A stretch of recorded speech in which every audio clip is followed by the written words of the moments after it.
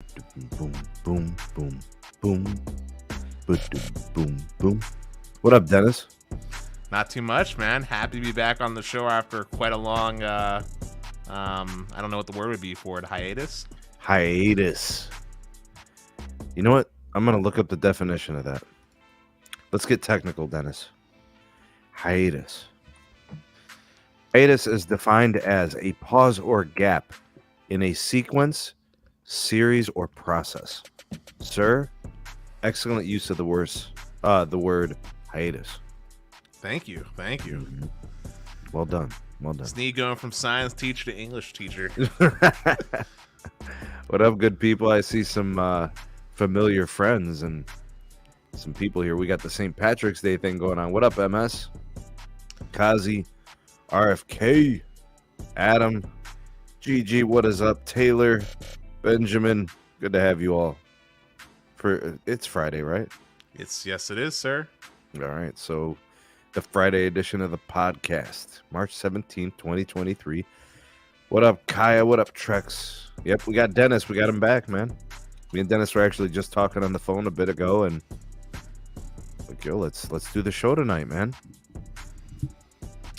Cipriani Tech's in the house. Jarrett's here. Jonathan, the network speed tester. John, JCWS. What up? All right, got some good people here. All right, Dennis, I got some stuff lined up for us, man. And I don't know. I'd say it was a semi-active week for the wireless carriers. I think the Mint Mobile news with T-Mobile, that's probably the biggest story. And I'd say what else is bigger than that? I don't think there was anything bigger. But why don't we start there, Dennis? Sure. Yeah, so I know. Put the screen share up for you, and then we can just go from there. All right, sounds good. Mm-hmm. All right, there we go, Dennis. T-Mobile's move for Mint reignites debate over MVNOs. So I did like 2 videos this week on it. I did like the announcement video, and then I did the reaction to the commercial. I don't know if you got to see that. Mike Sievert, Ryan Reynolds were hugging, and Ryan Reynolds said Mike Sievert's his new dad. I don't know if you saw that commercial. I did not know. It's pretty wild, dude. It's pretty funny. Dude, can you name 2 companies that are more focused on marketing, man? Like what better combination? T-Mobile and Mint. I mean, if you're talking about marketing companies, there is no better combination. But if we're talking about companies that are focused on the consumer experience, I think this is like mixing oil and vinegar right now. Or oil and water. Yeah. The from the consumer side of it, I don't like it. Only because I know that Mint Mobile was a fierce competitor in the marketplace. They gave you good pricing, good customer care. You know, they're a value-based carrier, right? You're not going to pay a lot of money, and you are going to get a good experience as a customer. You know, so I always looked at them as a high-quality prepaid carrier. How did you look at them, Dennis? I looked at them as a value price. I looked at them like Costco, right? Like you bought in bulk, and so you got a good price for it, but nothing about the Costco experience screams second rate. Like you got good customer service from them. They had some decent, security in place with the 2FA, right? Even though it was only SMS based, they had it.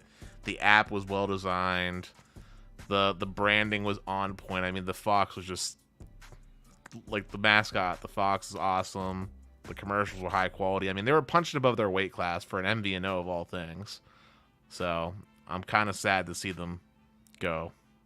The deal won't finalize until the end of the year. It definitely is going to get regulated. How do you think the story ends up, Dennis? I see it going through. I mean, considering that the acquisition of TracFone wasn't stopped, that Verizon was doing, I can't see a reason why they would stop this acquisition on the T-Mobile side. So I don't think they're going to have too much issue. I think it's just going to happen. Yeah, because when Verizon bought TracFone, it got like no pushback. Yep, and that was That a way bigger transaction, acquisition too. oh, huge, 20 million or whatever. 20 million, and it was basically acquiring like 10 companies at one time, and this one's just only acquiring 2. Which already runs on the T-Mobile network anyway. Yep, so I don't see any pushback occurring. Me neither. Yeah, I agree. I just think it's going to suck, though. It's going to suck really bad.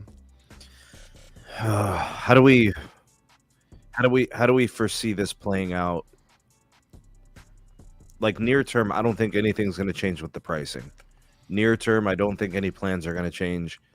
I feel pretty confident in that. But long term, right? Anything can happen, right? Anything's possible. Long term, I see mass layoff happening. Any contracts that can be cut from Mint for synergistic purposes, for say like outsourcing for customer service, just gets cut. I see all Mint Mobile support calls and like Ultra Mobile support calls just getting funneled into like the Metro PCS support, the cut costs and savings. You'll probably start seeing like Metro PCS stores start carrying around like the Mint SIMs, probably something like that. And I think that I think the plans will be kind of like left alone for the moment. But the moment that T-Mobile gets the opportunity, I totally see them raising the prices on them ever so slightly to increase ARPU and revenue off these customers. What up, Weasel? What up? Dude, you want to chime in on this, man? Any concerns about the T-Mobile acquisition of Mint with respect to prepaid competition? It's kind of funny to me, the way I'm like, oh, they bought themselves out, in a way.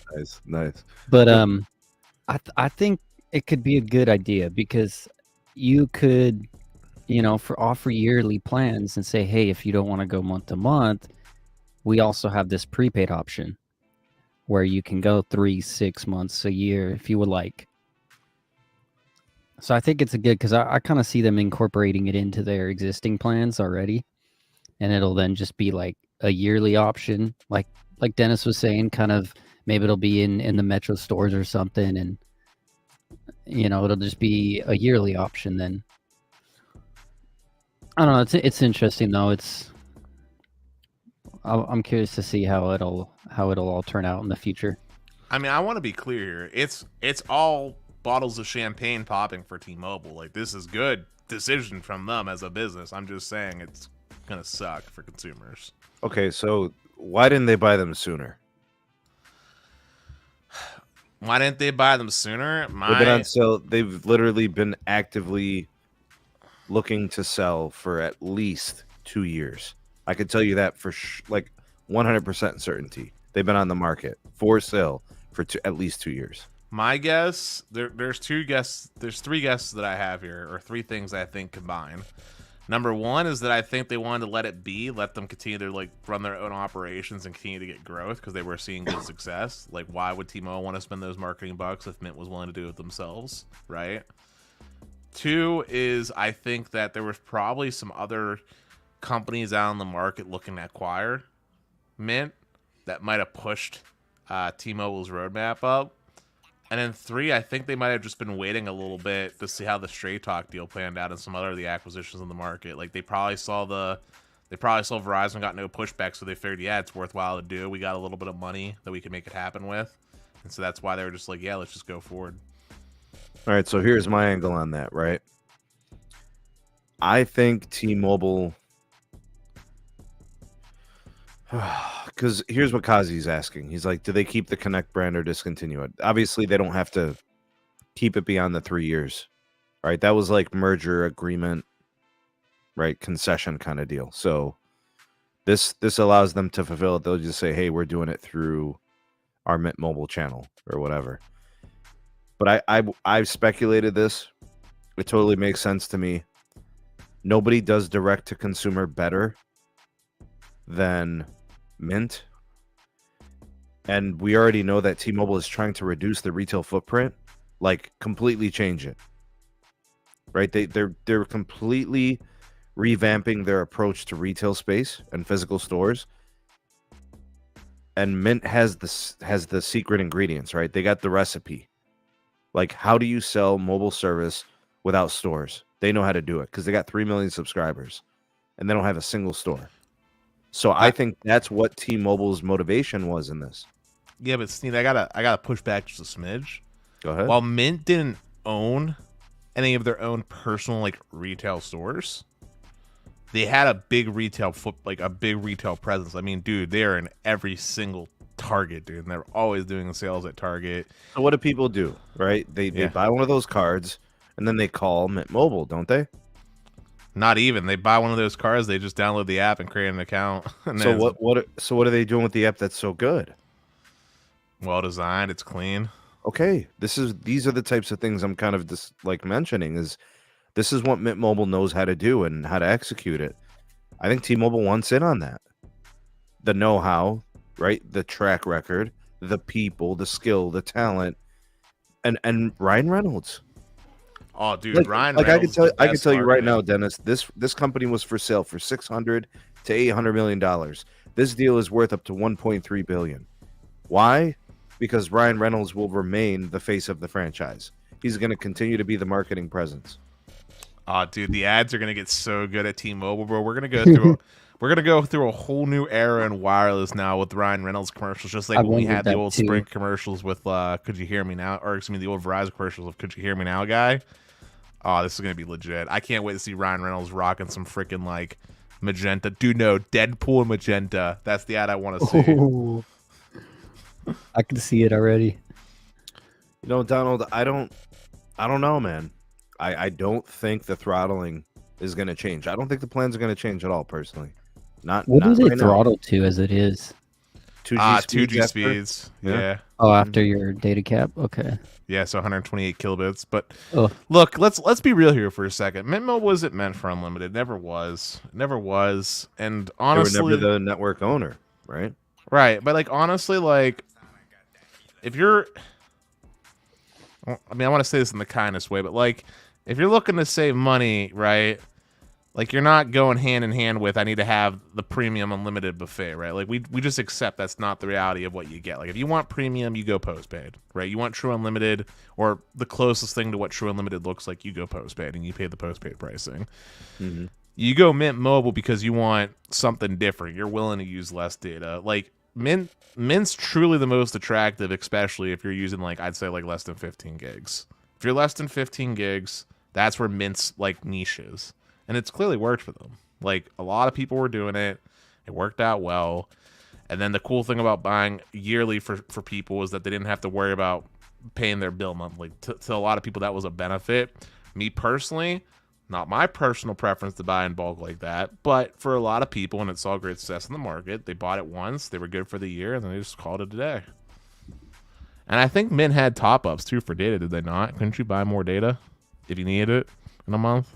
So you would basically just buy another whatever. I think they had that because I remember during it was like some like natural disaster or something. I think Mint gave people like unlimited anyway as like a response. And I think during the pandemic, like the height of the pandemic, weren't they giving people like extra data and stuff too then too? I mean, I remember those things as recent as last year and the year before that for sure. Yeah, Kazi confirmed it. Mint has top ups. Oh, hey, I can highlight stuff? Let's go. Okay, cool. Yeah. All right, man. I didn't think this was all doom and gloom when I heard it. I think that any type of market consolidation sucks, obviously. I kind of like what Visible is doing. I like Mint Mobile standalone. You know, I like the whole Cricket dynamic, you know, Metro. I like all these companies competing. You know, so when I made that... Weasel, did you see my reaction video to the commercial?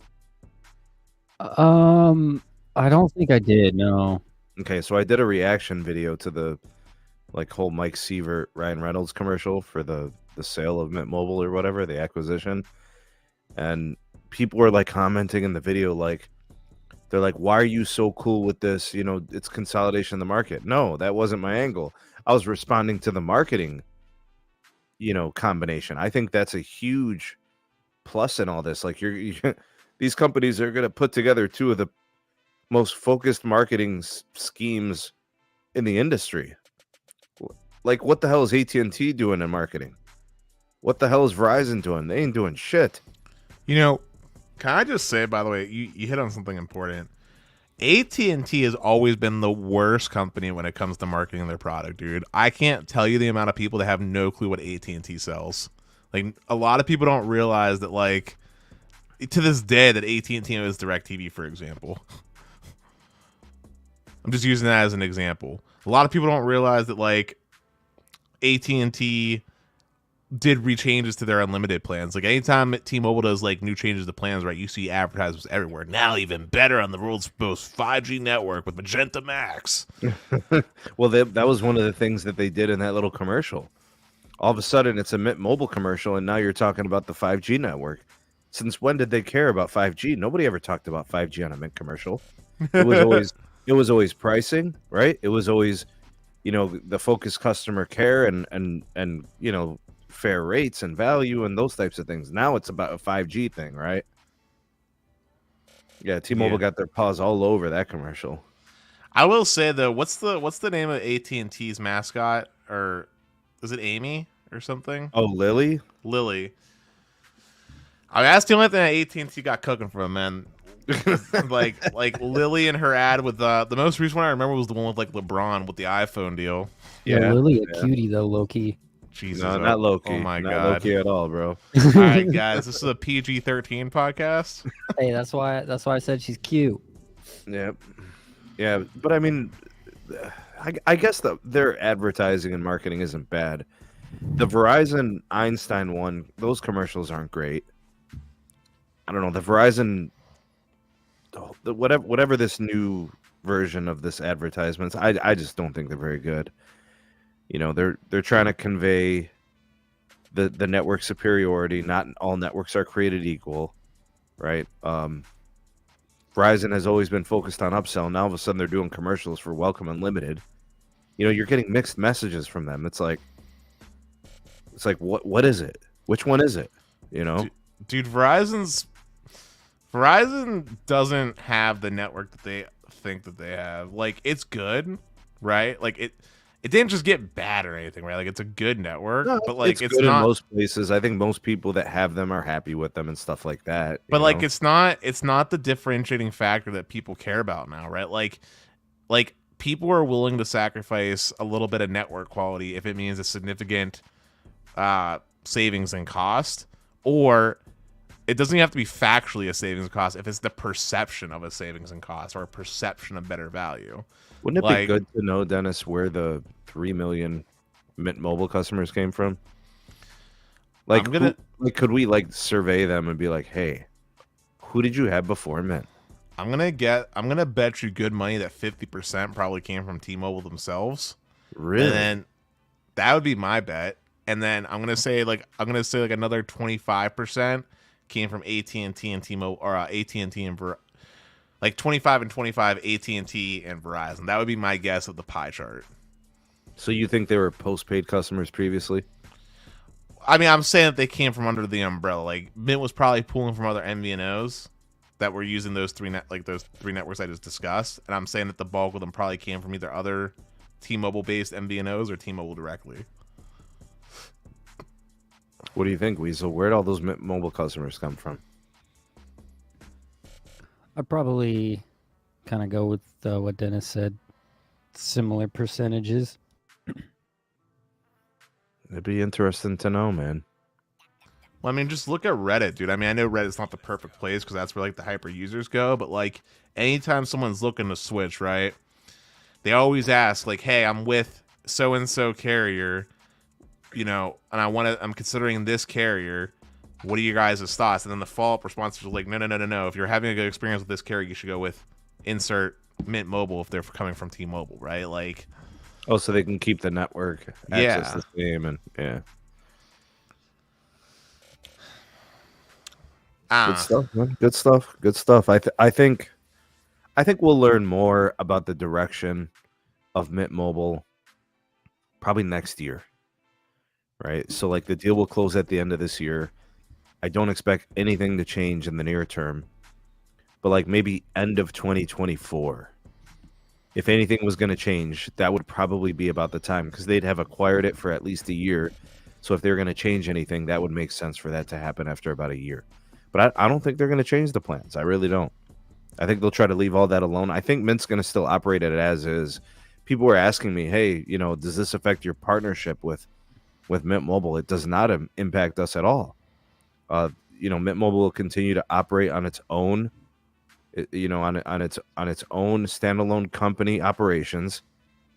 I still stand by what Mint Mobile offers as a company. I think the value, the pricing, the dedication to their customer base is second to none. And I don't have any partnerships with just any old companies. So that's one. They're the one that I stand behind, that I stand with, and I could tell you guys, you're going to get a great deal on your service, and you're going to be treated well. How many carriers can you say you get that? Dennis? How many carriers give you a great value and great customer care? Well, let's just put it this way: how many times has Dennis said that a company actually has good customer care? Twice. Not very often, right? Mint Mobile had good customer service when I was testing them before, so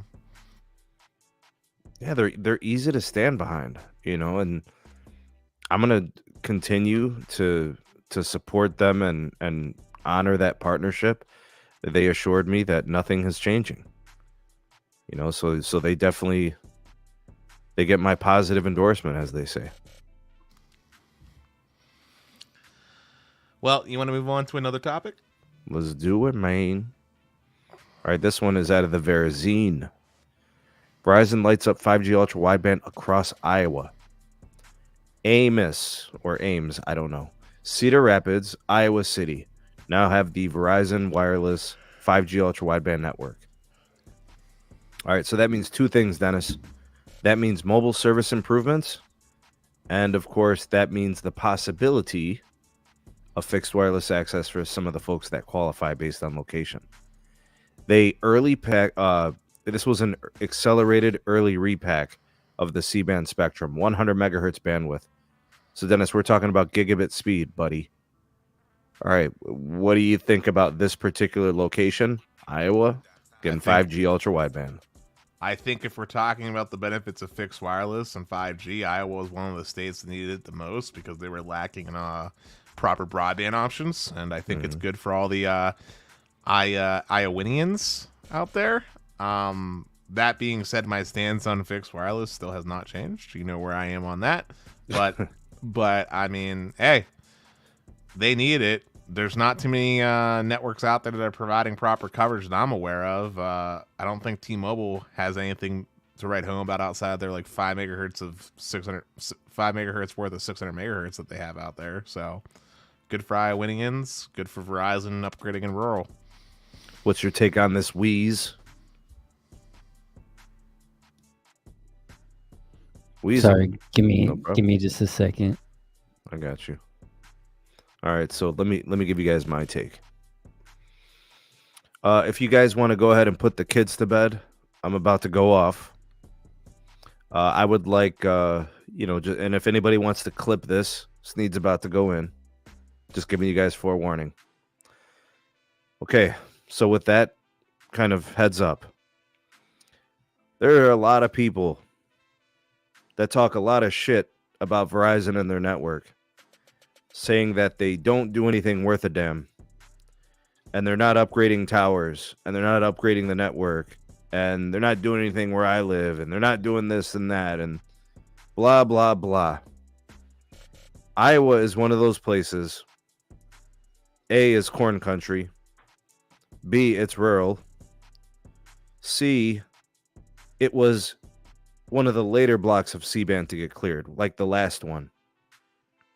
Here is Verizon upgrading across multiple cities in basically a flyover state. And they early and accelerated the repack of the C-band.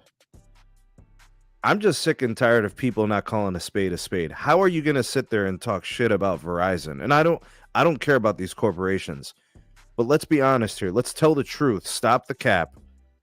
Verizon is paying extra money to early repack 100 megahertz of C-band. They are paying the satellite operators to clear this stuff so they can use it for terrestrial cellular.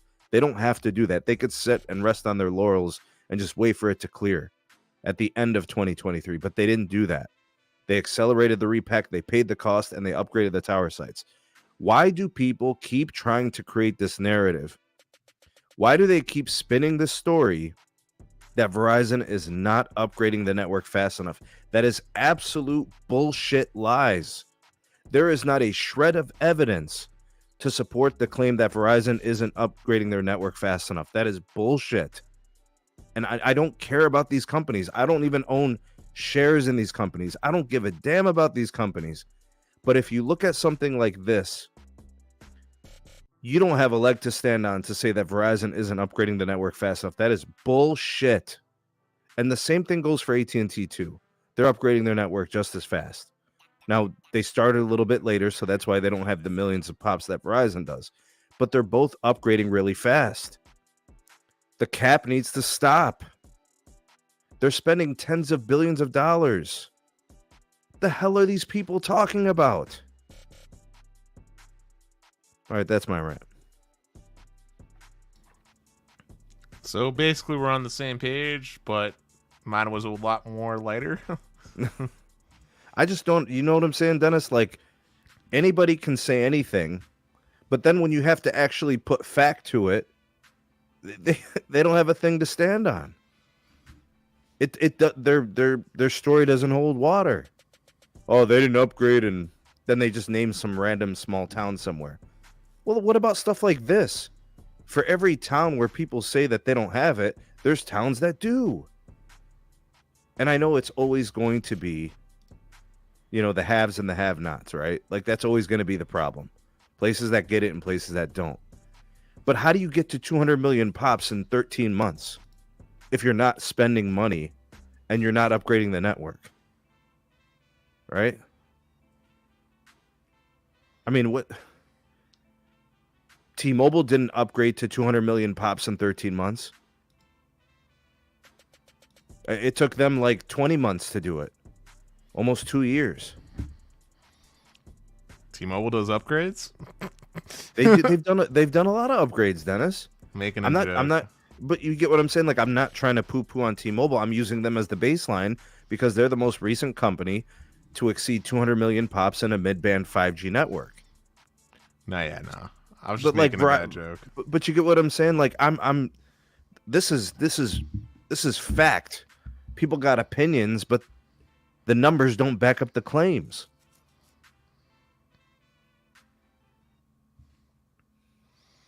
You feel me? I feel you, Sneed. I feel you. Like Tim I said, chimed in. good job Tim from chimed in. Verizon. He said, "Where's my N77?" I don't know, man. See, it's just as soon as this is what I'm talking about. Oh, man. Weasel, where you at on this, dog? I mean, it's good for them for sure. Especially these rural markets that really need it. You know, if I'm impressed with Verizon, you know, actually taking the effort to help these other companies try to, you know, shift spectrum around, because it's probably really hard on these companies, you know, especially if they've just kept the same equipment for decades and decades, and all of a sudden probably have to swap out stuff to, you know, change frequencies. So I guess it's nice of Verizon to do that. I mean, they have to upgrade their network. It's outdated. Yeah, There are a lot of older sites. I mean, you're out west, Weasel. yep, You've been on the dreaded Band 13 only site, right? yep. It's pretty bad. I mean, yeah, definitely can get very congested and a pretty bad experience, you know. My market's LTE only. I mean, we do have most of our towers are somewhat upgraded, so we have like 13 and 66, but even then, Yeah, you know, where's the rest of it, man? Where's the upgraded low band stuff? You know, like, you got to get up all the new modern radio gear. You Yep. know? Let me put it to you this way: if you got Band 13, you might as well not have service with Verizon. if you have Band 13 and Band 66, don't try to do anything that isn't loading up a basic web page. Verizon doesn't get good until you got either C-band in your market to help offload a lot of that capacity, or if you got some CBRS, because that's the real So game here's changer. something interesting. My homie tower, it's kind of a shorty, so it doesn't reach too far, but it's got 213 and 66 on it. But I can push. And I'm not really complaining either, but I can push a solid like 70 meg all day. But like the rest of that tower, like the other two sectors, are a lot worse off. And so are the rest of the towers in town. Now, Verizon's probably the best in town and as far as coverage and overall usability, but you see that congestion during the day for sure. Yeah, and you also just said you had band 2, which I'm going to assume it's probably about 15 megahertz worth, right? Yeah, we have a total bandwidth of 50 megahertz. Yeah, so that makes a difference. It's like whenever I talk about AT&T LT over here in the Berg, right? Like every site's got like 20 megahertz of 2, like another 20 of 66, and a little bit of band 29 action, and it all adds up on LT, and 50 megahertz is 50 megahertz, and that's capacity. Yeah. It's weird. We only have like, I don't know, we probably got like 2 dozen sites around town, and then out of those 2 dozen or so, there's like 3 of them that have band 5. 2 or 3 of them have band 5, and then the rest are just like 213 and 66 pretty much. What's their holdings there for a band 5? 10 by 10 or something? I believe so, yeah. So they just need to get the radio gear on the sites then. They've got licenses. They're just not on every site. It must be. I mean, so here's the interesting thing. Every tower site looks the exact same. 2 comm scopes on each sector, and that's it. So that's what's doing all 3 bands. Yeah, pretty much. But the radios behind them aren't doing the 850. They must not. They right? There must either not have an 850 radio up there, or it's not broadcasting, or something. I don't know if they're like working with AT&T or something, like, because it seems like where Verizon doesn't have band 5, AT&T's got N5. Well, then I don't they know should. If there's any sort of like problem or something they're countering, but no, it's licenses. So, like in my county, Cuyahoga County, yeah, Verizon has this is all Southern Utah. This is all like one city. I can't imagine licenses would be different. So peep this out. My county has 850 megahertz. Verizon has all of it. AT&T has none. Right? If I leave the county, AT&T has all the 850, and Verizon has none. Right? To show you just the difference when you cross the county line. Right. I'm curious what the dynamic is there if you go to like Spectrum Omega and just check. That's what I'm pulling up. Because everything's basically Washington County. But see, that's the thing, bro. Literally, the problem is going to be that they have not gone back and upgraded the radios to do both of those low band frequencies, because that's what it is. When they went up and put up the original radios, it was just band 13, right? The 850 was probably on 3G. 850 is the cellular A and B, right? Yeah. This is weird. Who owns it? Do you guys have regionals out there? So 824 to 834 AT&T, 845 to 846 AT&T, 835 to 844 Verizon, 846 to 848 Verizon. Okay. And that's technically it. That's 10. Each one has 10 by 10. Yeah. Yeah. See here, Verizon has everything. 20 by 20. It's just strange to me, and I'm sure there's reasoning behind it, but strange that like every tower site for Verizon doesn't have 5 on it. They got to upgrade the radios. They've been away from some of these sites for like 7, 8, 9 years, bro. Yeah. You're right though, because Verizon was the first to bring LTE to Southern Utah, and I can guarantee that the equipment probably hasn't been upgraded all too much since crazy. then. That's another thing I want to mention. I'm happy that T-Mobile is upgrading the network, and they're doing great things with the network. Like, people are legitimately choosing them because the other carriers were doing nothing for so long. But like, there are people that talk shit about Verizon. Dude, no other carrier was matching their coverage for like 10 years. No, I mean, we're sort of considered a small town, but if you were to look at our population, not really. But everyone else considers it a small town. But yeah, Verizon was the first out here with LTE. T-Mobile did not have LTE and was only Edge until, like, no joke, like 2015, 16-ish. And then they had just got LTE out here. And then AT&T didn't have much out here until like I want to say like 2008, maybe a little earlier, but somewhere around for the there. longest time, it was Verizon, right? That was the answer over there, right? I mean, and if you want to get before that, then it was like 360 Communications and Alltel and yeah, but Verizon bought them. Yeah. Yeah, but before that, yeah, that was like the only thing that was pretty much out here. So how do people get off like talking shit about the company that basically was the only one serving them for like the first 10 years of cellular? Easy, because that company bent them over a barrel for those 10 years of cellular. But it doesn't change the outcome. They were the only carrier that gave you reliable coverage for 10 years. Why do you think Carlos loves them so much? Especially because this is that shit, out bro. Here a lot. This is that shit right here. This is exactly why, like, the competition is so important. Like, AT&T, they bring it with the FirstNet, right? They completely change the game, right? All their tower sites get upgraded. Now Verizon is like, oh shit, right? Now we got to freaking upgrade these sites. They had to wait for C-band, and now they got to do it, right? And T-Mobile's got the Sprint keeps. T-Mobile's done their own upgrades. So now Verizon has to show and prove. But it doesn't take away from the fact that for the first 10 years of true cellular networking, Verizon was kicking the shit out of the entire industry. That is the truth. Yep. They were charging people too much money. And yeah, they were arrogant and cocky. It doesn't change the outcome. But they were the network. I think they knew they could. I think they knew they could charge 100%, of course, because nobody else was doing it. No one else had the coverage that they did or still do. And I hate it. I hated that Verizon was the only company doing it because that's how they got away with charging what they wanted. Yep. Big shout out to Pete Fox. Thanks for the super chat. How long does Verizon typically take to build out a market with UW? Because they are moving like pond water in my market. Oh, snap. Also, good to see Dennis on the stream again. All right. Yeah, welcome back, Dennis. People are glad to see you, man. Thanks, Pete, for the super chat.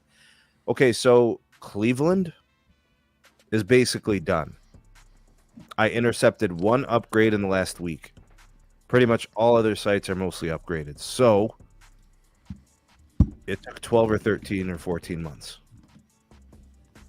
And if you look at the coverage map, it indicates it. It's all deep dark red. All 5G UW. I'm curious when they're going to bring something here because there's nothing in sight. Well, I'll just say Pittsburgh is basically done as well, at least if you look at the coverage map that Verizon posted. They basically shown what the finalized bill is going to look like for Pittsburgh, and it looks decent. Downtown's still missing some of that C-band goodness, even though they say it's there. But the small cells got to get in there too, Dennis. But Verizon's probably basically done with the Pittsburgh market as well. Like, this is probably about as good as it's going to get for Pittsburgh for now. Yeah, until they can get more spectrum on air, and then they move on to the small cells. Which, to be honest, I know this is going to sound odd, but I'm kind of happy they're not touching so many of the cell sites anymore, man, because... Looking for stability? I mean, dude, literally, dude, there was weeks where I couldn't even make calls on Verizon, dude. Weeks? Plural. Sheesh. It was like when T-Mobile was touching stuff, dude. Like, they would touch something, it'd be worse than if they didn't touch it at all, and it would take them a couple of weeks to actually get optimized. Like, people could call me a fanboy all they want, but Sneed, tell me if I'm wrong. When AT&T upgrades the cell site, right, it's like literally like maybe like a couple hours of downtime. It's up. It might be operating like crud for a little bit, but before the week is out, dude, that site's optimized and just speeding along. All right, so the most recent 2 or 3 AT&T upgrades, the only thing that was a holdup was the N77. That was it. And I have a feeling that's still a little bit of that residual FAA business. But outside of that, yeah, I mean, actually, The only tower site that's really weird right now is a T-Mobile site that was just built over one of the sets of railroad tracks, not too far from like the neighboring cell on my commute on one of the streets. It's really weird. It's been built. It's been done for months. Still not live on air. I think they're waiting to decom a neighboring cell, maybe. I don't know. It's weird.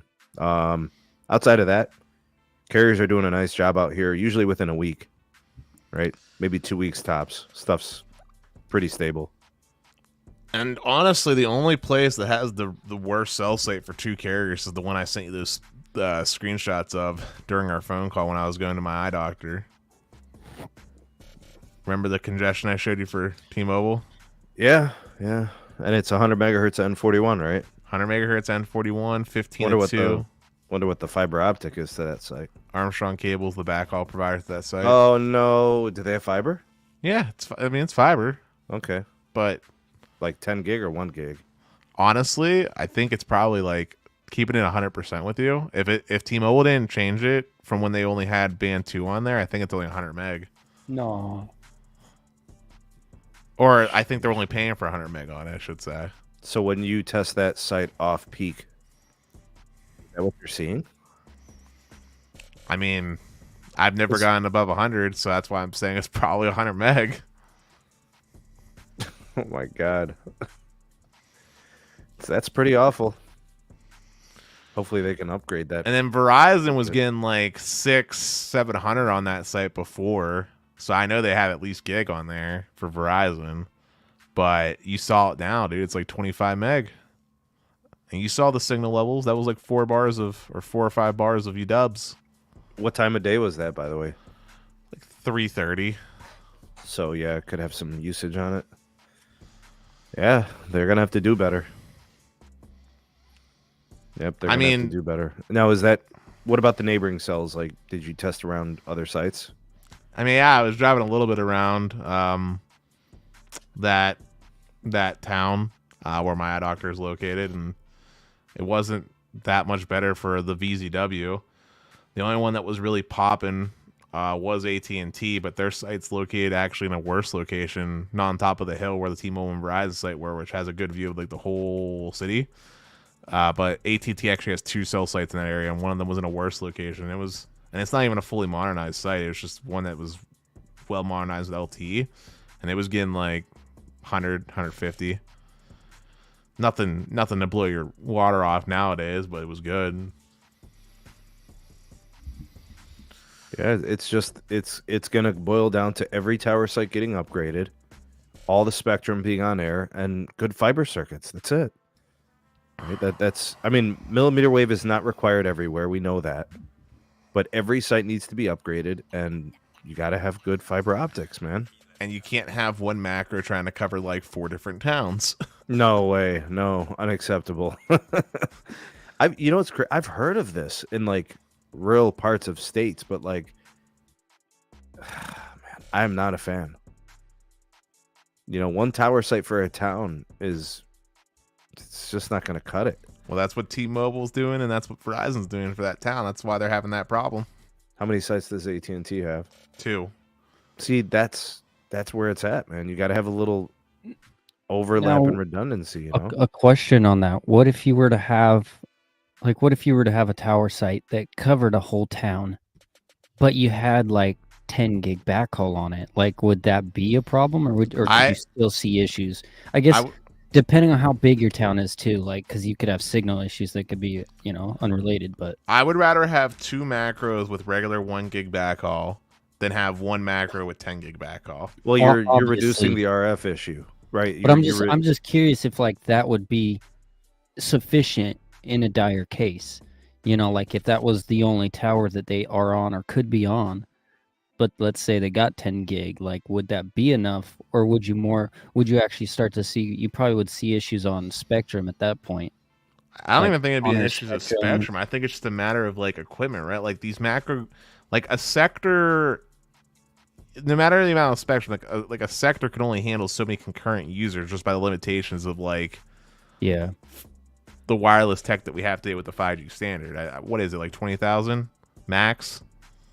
I don't even know, but I would like to see some numbers for hardware or band or however that works. I think it's 20,000 per sector before it just blows up from the computational strain. Yeah, but these basebands, like more modern cells, can handle more. Yeah, because Obviously, that's what I also am wondering is if, like, let's say a 5G radio can support 20,000, but what about the LTE? Maybe because they're older, they can only do 10,000. You know, or if it's a sum, you know, the whole sector, like you're saying, is 20K, and then the 5G is 15K, and then the LTE is like 5K. I mean, look, TLDR, would one macro with 10 gig backhaul be a better situation than whatever's going on right now? Maybe, probably. Is it the correct thing to do? No. yeah, it's definitely situational. But I think just by rule of thumb, splitting cells is the way to go. Splitting cells and just having that redundancy in case one needs to go down for maintenance. Oh yeah, Yep. I've seen that become an issue. Yeah, I've seen T-Mobile run pretty thin while they were doing some upgrades. I mean, AT&T, in my opinion, is even running thing. I mean, they only have 2, right? I mean, it's better than 1, but it's only 2, right? Like, and their locations for AT&T are not nearly as good as the one that Verizon and T-Mobile have. Like, Verizon and T-Mobile are on top. So they're not on a shared site. No. Okay. Verizon and T-Mobile are on top of Jay Hill. I've told you about this location before, Sneed, if you remember. If not, I can just text you later. And it covers literally everything. And AT&T is on like this really low water tower that's in an odd spot for one of their sites, and the other one's like on the opposite side of the town. And they're not in like the best locations for like maximizing coverage, but it works. Yo, Weasel. What up? We're approaching the 1 hour mark, dude. Should we do calls? Oh, damn. Are you in the lab? I am. Oh, I don't have Los's phone system, but I got the Google Voice. Yeah. So if you want to do it, if you want a few minutes to kind of get yourself put together, I didn't know if you were in the lab or not, but if you are, and you want to set up the Google Voice, maybe we could do the call-in show. We can get people to call in. We'll give you, a few minutes to set up. You can kind of let me know when you're good for the go, and we can open things up after the hour mark. What do you think? I'm game with that. Okay. We're right around the 47-minute mark. We'll let Weasel set up. When you guys, if you guys are interested and you want to call in, we got Dennis, we got Weasel, we got the SMT. If you want to ask us questions or make comments on the show and the topics, call in and let your voice be heard. Just to let you know, Weasel will be fielding your calls, right? And yeah, it'd be good. Let's get that dynamic going because we've had fun, Weasel. We've done this a couple of times, man. Yeah. Yeah. No, it definitely has been pretty. Hey, maybe you guys want to give Dennis your own spicy hot take. He's been giving out spicy hot takes for years. Maybe you want to stick it to him, right? And of course, we know a lot of people got a lot to say about me over on the T-Mobile subreddit. Now's your chance to stick it to me, right? And you don't want to mess with Weasel, bro, because Weasel's a nice guy. So ain't nobody sticking Weasel with nothing. So get the hell out of here with that, all right? You didn't live with Weasel in a hotel, man. You don't know how nice he is. Well, listen, all I know is Dennis wants to smoke. You know Sneed wants to smoke. So if you guys want to hit us up, Weasel's going to get everything posted, the number for you guys to call, and then we'll open up the lines. Hey, well, while we're waiting for the lines to open up, Sneed, real quick, since we're talking about Verizon, since we were talking about mid and value, man, you know who's looking to shape up to be an interesting value play in the MVNO game, possibly? Talk to me. Mobile X. Mobile X. Yeah, so they launched like a few weeks ago now, and I don't know if you looked at like their updated app, but they dropped the price on their gig costs since beta. What was it before? I think it was like $245 or $250 or something like that per gig. How much did they drop it? $210. Oh, okay, so it got cheaper. What, about 15% cheaper? Yeah, like 40 cents cheaper. It's pretty good. And so yeah, so like for their build your own plans, like you could do like a data only line, right? Like I know Caleb actually is doing a data only line on his iPhone 8, and he's using Google Voice. I think he's like paying like, I don't know, what's 4 times 210 real quick, because he did 4 gigs. 840. Yeah, he's paying like, I think it came out to like $10 total, because he had to pay like the platform fee or whatever, which is like $1.99. Yeah. But that's pretty darn cheap. $10. Something like that. It's Yeah. $840 plus $1.99, whatever. What's he using for data? You said how much? 4 gigs is what he signed up for. 4 gigs. But he's got lines. He's got a Boost Infinite line. He's got a Verizon, an AT&T, a T-Mobile. He's got a bunch of lines. See, that's the thing, man. Like, if you want Verizon access and you want to experiment with this, usage-based platform, this AI-based platform, I feel like Mobile X is worth at least a look. You know what I mean? A consideration. Well, what I think is cool, and I wish more companies would do this, as far as like the ones that offered non-unlimited plans, is I think the rollovers and the way they implemented rollover is interesting. So like old school rollover plans, right? Unused data just kind of goes in a bank. Most of the time there's some restriction on like how much data you can store up, and there's usually an expiration, right? Yeah. Well, what Mobile X is doing, which I think is cool, and I wish more companies would do this, is they're converting the unused data back into a monetary figure and just applying it on your next renewal. For a credit or just... Yeah, as a monetary credit. So like, using the gig, for example, let's say you had a gig left over, right? They would convert it back to like $2.10 credit towards your next renewal. Got it. Yeah. So effectively, the only thing that's good for the customer, right? Like the customer feels like they're getting like what they're actually paying for. Right, you're actually getting the money back instead of just some arbitrary data amount that might expire if you don't like use it before you lose it type of deal. So I think that's kind of cool. I think Peter Adderton has a good grasp on like what the consumer benefits from. The transparency, the fairness, that sort of thing. I'm just saying, if they can manage to get past like the first, what is it for small businesses, 3 years? If they can make it past the 3-year mark, I think they have potential. Stuff takes time. They probably want. I like in the few discussions I've had with Peter Adderton, it's about scaling, right? It's about streamlining, right? And then I think now, based on his tweets, I follow him on Twitter, it's marketing. They want to focus on letting people know what they do and how this service benefits them, so, and you have to parlay a new message, Dennis. This is different, right? Carriers have been selling us unlimited plans, and he's trying to break away from that. It's not easy to do. It's been 10 years of conditioning, right? 15 years of conditioning. Yeah, I think one of the things Mobile X should really focus on is enhancing their website to really get a lot of information out there, because a lot of the stuff they're doing is not, like you said, the norm. People are used to buying a plan and knowing the price up front, and that's just not the Mobile X style, unless you're buying like their basic unlimited plans or whatever. But we got a caller in. We can answer them real quick, and then we can resume what we were talking about, unless it's still being fielded. I don't know. Yeah, we'll have to see if when Weasel's ready, he'll give us the cue. Oh, okay, my bad. First time on doing the call thing, but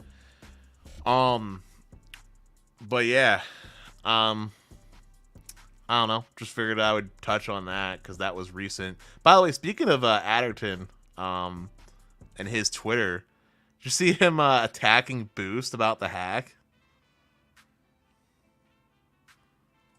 Wait, who did he tag? He's been attacking Boost over the Dish hack. How Dish customers can't pour out their numbers and stuff. Dish had that major hack that like shut down their system. Yeah. He's been on that pretty hard. You got to remember, this guy is heavily invested into Boost, man. That was his baby. Oh, I know. He was the founder of it.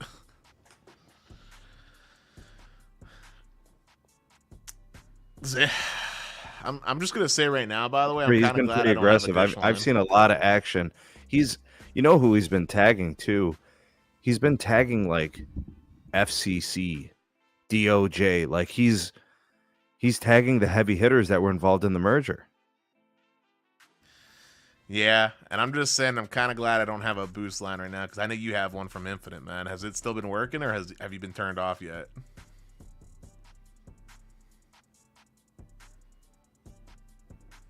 I have what is it called? The Project Infinite. Genesis. Yeah. Have you been turned off or not? No, I never got turned off, but the app didn't work for like a week. So the companion app, the network companion, and then the actual Project Genesis app itself, where you can track all your challenges and share like errors and network problems. That was down for like 8-9 days. So nothing too crazy. You weren't impacted like some of the people posted on Twitter that have like no service and can't port their numbers out. Yeah, see, I don't think the Project Genesis people had it as bad. I think it was the Boost Mobile people. Yeah. That had it the worst. And then, dude, I was getting emails and calls from Boost dealers. They were getting attacked by the customers who were like just going through it, man. It was such a horrible situation. I don't even know how much better it is right now. I haven't heard back from any of my contacts in a few days. So I'm assuming that things are kind of getting restored. That's not what I've heard from some of the people I know. Like, still, issues are ongoing. Yeah, dude. There's people that have literally went like a month without service. Oh man. If my memory serves me correct, it was February 23rd was when the outage started. Okay, basically a month. Yeah, because it's the 17th. But like, here's the kicker, man. When the systems went down, like they couldn't even get your port out pin. Like if you tried to port out your number or anything like that, it would just get it wouldn't be released. Well, that's why the customers were going into Boost stores and going crazy. They're like, "Yo, my service doesn't work. What's going on? I just paid my bill." And they're like, "We can't do anything. We can't get access to systems." Dude, imagine if that was your primary number.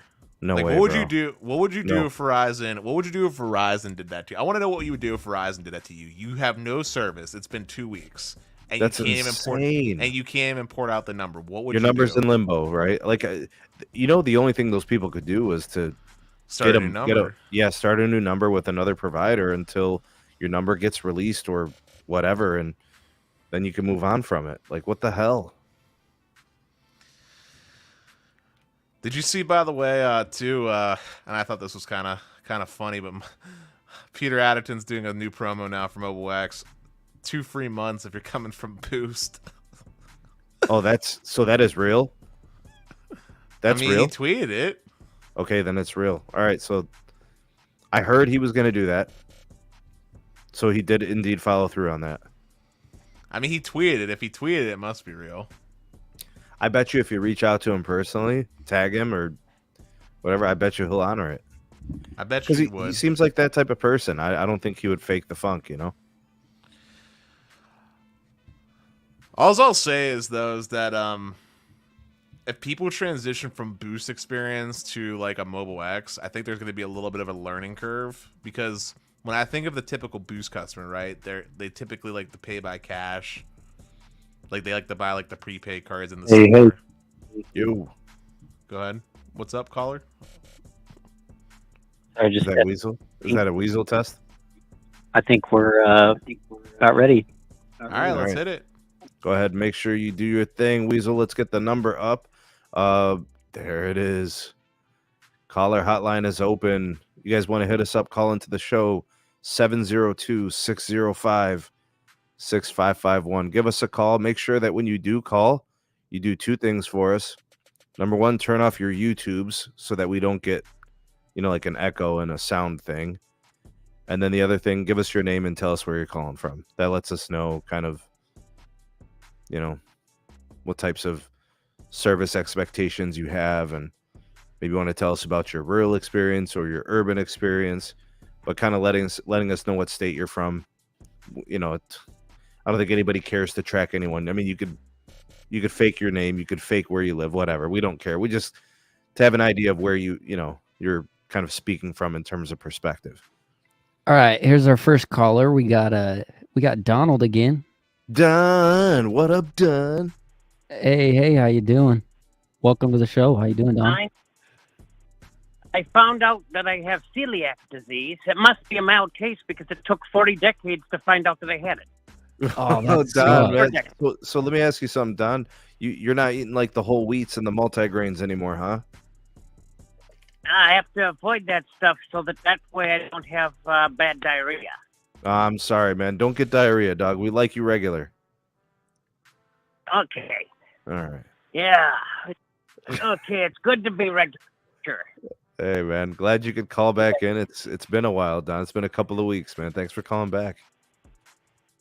Oh yeah, it's I was in the hospital in January repeatedly. Apparently, not only what did I have celiac that I didn't know I had, but also I had COVID, and it was making me allergic to everything too. So that's pretty bad. So how you feeling now? You since recovered pretty well, I hope? Yes, I think so. Okay. Sometimes I have a cough now and then, but might be dry air or something like that. But I'm not coughing my head off, so that. So Don, let me ask you something, man. You've been testing Verizon 5G ultra wideband in the Costco's and the Walmarts of the world. How's the indoor propagation on N77? In the troublesome areas, it seems to be better. Oh, at my local Walmart, I was getting close to 200 down. I decided not to stay on regular 5G when I went there today when I was in the store, but it was getting good speeds that smoked the hell out of anything T-Mobile would offer, or at least on par with their 5G. I can't say that it smokes it because it's pretty much similar. Except I think the downlink is twice what the N71 offers in that same location. Gotcha. How's AT&T out there? Have you ever used them? Yeah, I have AT&T prepaid, and I definitely wasn't going to be porting that AT&T prepaid over to Visible because I was too attached to having AT&T when I need it. It's good because it's offering similar speeds in the same location at that Walmart, so that's good. So if I have an outage with one, I have the other to fall back on. Yeah, it's Plus good I to have have US redundancies. Yeah. Yeah, I got triple redundancy with US Cellular, but I did notice something peculiar. Still, AT&T gives you lousy call quality if you have it on the second gen iPhone SE. But for some reason, US Cellular is better at giving me good call quality and doesn't garble the phone call. Now listen, Don, don't come on here talking blasphemy about AT&T. You know how much Dennis loves his AT&T. Running a speed AT&T test is as good we as speak. I'm running a speed test as we speak, Sneed. 328 on the download. And I 40 think it on might the be the crap. I think it might be the crappy version of LTE accessibility on this iPhone SE second gen. That might be why AT&T tends to be screwy on there. It seems to work just fine on modern phones. So remember to keep upgrading your phones if you're on AT&T so that you have at least a decent 5G and a 4x4 LTE. Otherwise, you're going to have a shit show of it. All right, let's go ahead and Don, I got to take another call. I'm up against it, man, but thanks for calling, and we appreciate it. Hopefully we can talk to you pretty soon. The next time we're able to take your call, man. Thanks. Okay, goodbye. Appreciate it, man. Don's the best, man. All right, we got Brandon. What up, B? What's going on, bro? All right, we got John here on the call, and it looks like he wants to speak about Verizon, I'm guessing. Hey, what's up, John? How you doing? Welcome to the show. Oh yeah, I was just like, all right, yo, what's up, guys? I was like confused because it was like, say like the topic of the call, and I just said something random. But yeah, yeah, I have Verizon and AT&T, and with AT&T, I get like slower speeds on 5G opposed to LTE for some reason, and I'm still unsure about that. I'm contacting AT&T on Twitter, so hopefully I can get that fixed. But you got upgraded tower yeah, sites, or is this something new? No, It's been like that since I signed up. I signed up for a line like a month ago. And ever since then, when I switched to LTE, it's faster. And I still don't know why that's the case. You're talking And about then I from have Verizon the on service? No, from AT&T, sorry. AT&T, got it. Okay. I mean, you might just be in an Yeah, area AT&T. where AT&T just has more spectrum allocated to LTE, like they haven't done a full modernization. Like, is it 5G plus that you're connecting to, or is it just regular DSS? No, it's just regular DSS. It shows up 5G on the top of my phone. Yeah, it might just But be... on my coverage map... Oh, go ahead, sorry. Oh. No, on the coverage map, when I look up my address on there, it shows that there's 5G plus coverage in my area when there's not. So I was like confused about that. Yeah, we've seen the coverage maps be a little bit exaggerated for sure. Every carrier's been guilty of it from time to time. It might be one of those situations. Yeah, you might, and depending on how AT&T deployed that DSS in your area, like I know over here in Pittsburgh we get a dedicated 10 megahertz slice for our low band 5G, but I know in a lot of places AT&T was doing DSS, and I think they were only doing like 5 megahertz on the 5G side and 5 on the LTE side. So that might be why you're getting the slower speeds, because you're losing some of the carrier aggregation combinations when you go on that 5G. Yeah, and don't sleep on the LTE from AT&T. It's very good, man. It's really, really good usually. Yeah, so. no, it's like really, really fast. It's like I get 100 megs when I'm like, or 150 when I'm close to the tower, and then when I switch on 5G DSS, it's like, where did all my speeds go? Yeah, it's the but bandwidth. On Verizon, when I'm on Verizon's 5G network, it got way better in my area. Because when it was DSS, like in 2021 and stuff, it was horrible. It was like way slower than LTE. It was like the same thing as AT&T's 5G DSS, but like 10 times worse. You see an ultra wideband yet? Yeah, I have ultra wideband at my house now. Nice. Ever since like October. But basically, it was in 2021 when the speeds were horrible on 5G. And then they started to match with LTE starting like 2022. And then just recently I got ultra wideband in my area. So I've been able to pull like 150 megs down and like 200 at night, which has been really good. Well, I'm just hoping AT&T can... Well, you just told me AT&T is getting those speeds in LTE, so I'd say you're in pretty good shape. You're getting he is in pretty good shape. AT&T and LTE, and I think you're. I'm just curious, just from a general usage standpoint, if you put the technologies aside and it's just you're using your phone as is day to day, all your apps, are they about as reliable as one another, or is there a difference between the two networks? Pretty much. Verizon and AT&T. Well, with Verizon, it streams faster and at a higher definition, and I think that could be to ultra wideband where they unrestrict the data speeds. What plans do you have? I have the 5G Get More. I used to have 5G Play More, but it started to get like really bad deprioritization because apparently some like plans that don't have ultra wideband are getting N77. Apparently. How about the AT&T plan? What do you got? Oh, AT&T plan, I got like the whatever the highest prepaid one is.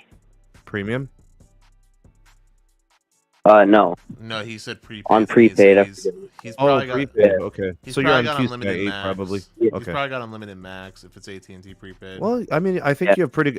Obviously, you got the best Verizon plan you can get, and then I think your AT&T plan is fine, considering how upgraded their network is. It's pretty modern. I think you're in good shape, bro. You should be enjoying your services. Yeah, I am. I'm just hoping 5G Plus will be more widespread. Yeah, and also give it till the end of the year. Happen, but I think that's a fair expectation.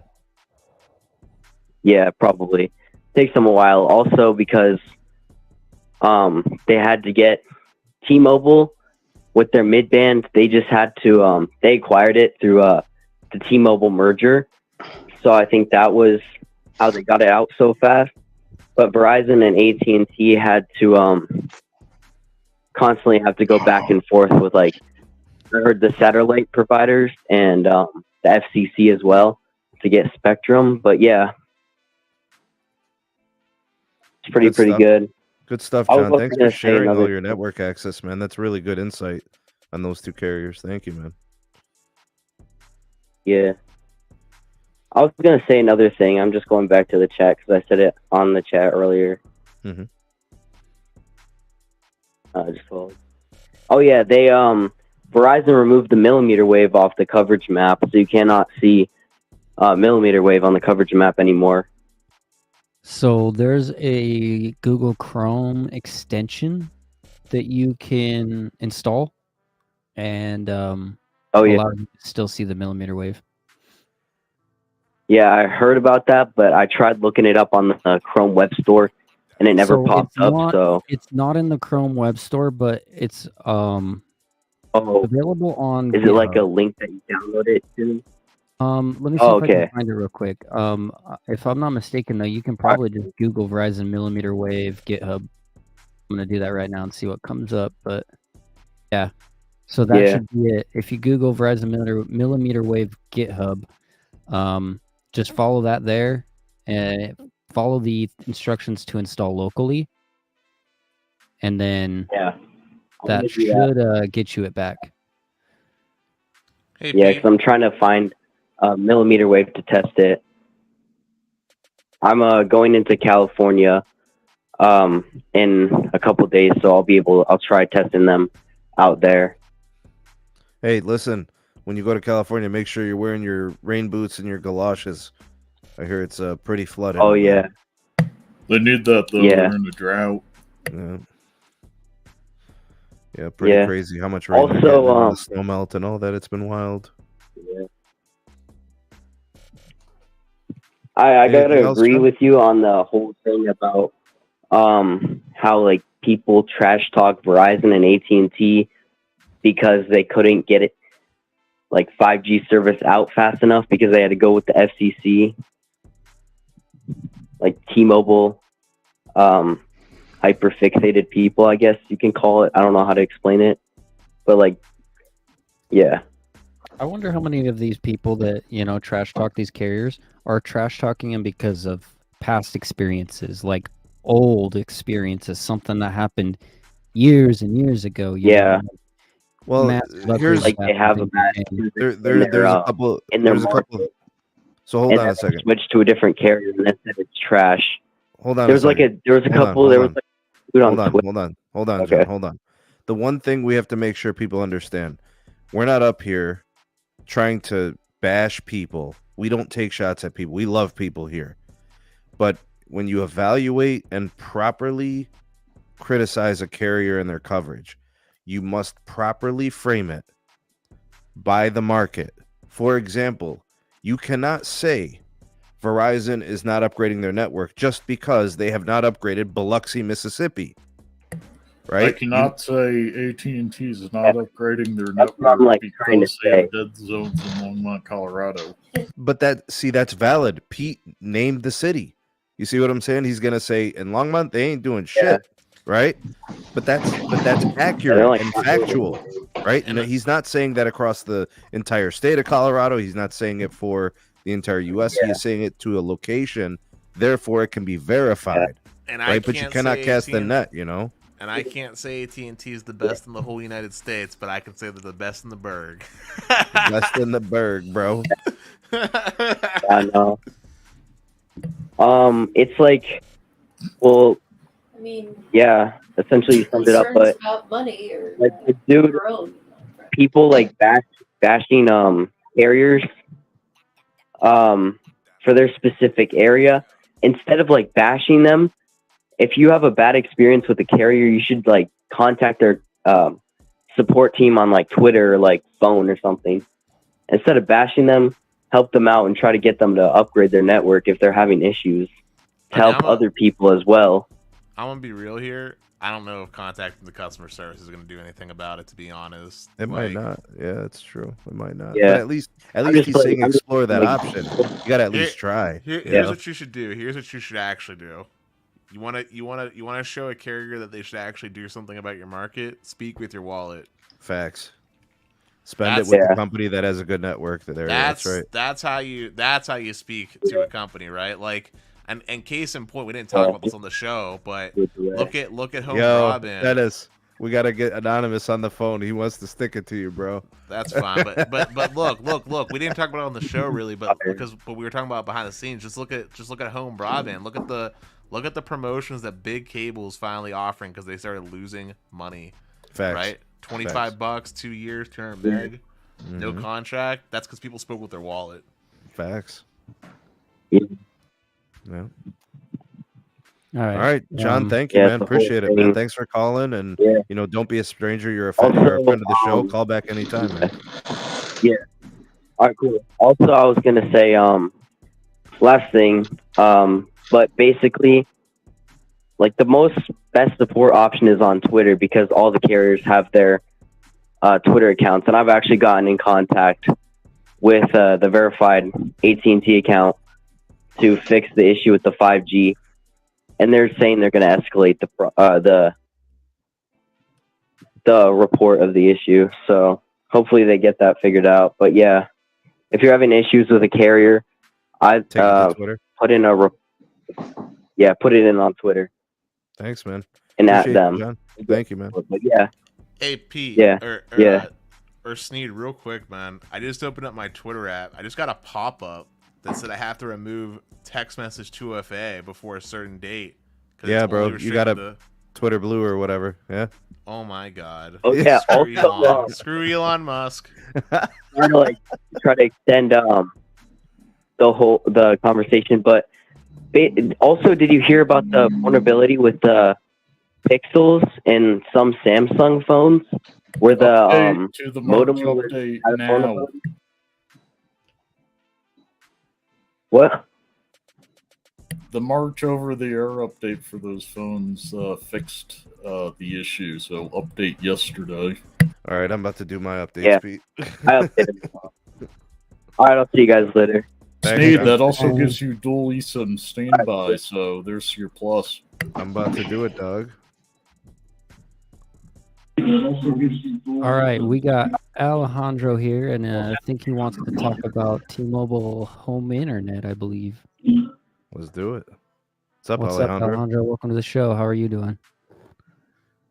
Hey, what's up, guys? Sorry, I was caught off guard a little bit, just on hold for a minute. But anyway, thanks for calling. Appreciate you guys taking the call. Mm-hmm. So I know you guys heard about the whole Costco thing with like T-Mobile kind of setting up shop in some of them now. And so I was at my local Costco and I'm like, hey, so they have a little unit of the home internet out. And I'm like, hey, what's up with this? Like, I heard priorities not on the top list. And, it's making small talk. I tune in to you guys like regularly, so I know my shit, I would like to say. But the rep was like, no, man, this is the highest priority. Like if your phone gets X amount down and all this. I'm like, okay. And then, I'm used to their stuff when I go and they try to upsell me on the highest thing. But I'm like, just be real with me. Like, is this even worth it? And just to give you guys some context, like if I step on my balcony right now and run a speed test, I'll get maybe like 600 down, 80-ish up on T-Mobile. Yeah. So, I mean, good stuff. Yeah. But knowing that the home internet isn't technically priority, like, could I expect something similarly close to that? Or is it like asking for like a miracle to be like at least get 100 down and maybe 15 up? All right. So here's my question to you, Alejandro. What are your options? Mm-hmm. Right. It's the T-Mobile home internet. So I'm 600 down, 80 up. What are your options? So I'm currently on Spectrum, and I'm not just like on the entry level plan. It's 300 down, I think like 10 up. Other than that, sorry? Yes, it's 300 by 10. Yeah, it's usually, if I'm lucky, like it's actually good on download. It's usually in the like low 400s, but upload is where price, buddy? I'm usually around 9 or 10. But the other option when I moved in here was AT&T, and unfortunately they don't have fiber. I think their high speed plan for my building is like 25 like down and I don't know how much up. So I'm like, I'm not even gonna Alejandro, bother what are that the with prices that if one. you don't mind me asking? What's the Spectrum cost and what's the AT&T cost? So they're actually, I think both 50. I'm not sure how long that price is for AT&T. I know for Spectrum for sure it's just the 1 year promo pricing. So come July, I'm gonna be bumped up to I think 70 or 80 bucks. Who's your mobile service provider? T-Mobile. So are you on Magenta MAX by chance? I'm actually, it's the I think it's like the amplified or something. I got it through work, so it's just like Amplified. technically It's like the amplified or something. Okay. Yeah, so I do get So like you the wanna get the discount. unlimited, all that. Okay. All right, so you're gonna be paying what, $50 a month with autopay, right, for the T-Mobile home internet? Well, and that's another thing too. The guy supposedly looked at my code thing, and he's like, "No, yeah, so you'll for sure get the 30. Like it'll be $30 a month." Like, but just the fact that he was already from the get-go being like, "Oh, but no, it's priority. It's priority." I'm like, "Are you sure?" So I'm like, I'm not, trusting anything that guy said. So I would just say I don't think you're gonna get the discount, but $50 isn't bad if you're versing it versus 70. Oh yeah. As far as speeds go, you said you're getting 600 on your phone with priority data. I would say a more realistic number, and Sneed, I don't think this is unfair of me to say, but I would say a more realistic number to expect is probably closer to 300 by we'll say 20. Agreed. For fixed wireless. I'll agree there too, because I've kind of extensively tested out T-Mobile home internet, and even gone as far as being close to the tower or even at home. I've literally gone on my roof with the gateway, but an iPhone or Samsung top of the line would do, like 600-700. I did a test late at night so I could see the full potential, but it was just by itself. It was doing 600-700 on the phone, and the gateway probably did about 300-400. So okay. I mean that's not bad at all. It's roughly similar through the day. Probably 200-300 during the day, and the phone's doing 500. So I'm just gonna also follow up here. I used the T-Mobile home internet when I was in Vegas while I was working in Vegas. Yeah. T-Mobile home internet. The true benefit of T-Mobile home internet, in my opinion, is when you're traveling and staying in a hotel. It was very usable for basic stuff, but I had problems with it randomly rebooting every hour. Zoom calls were frustrating.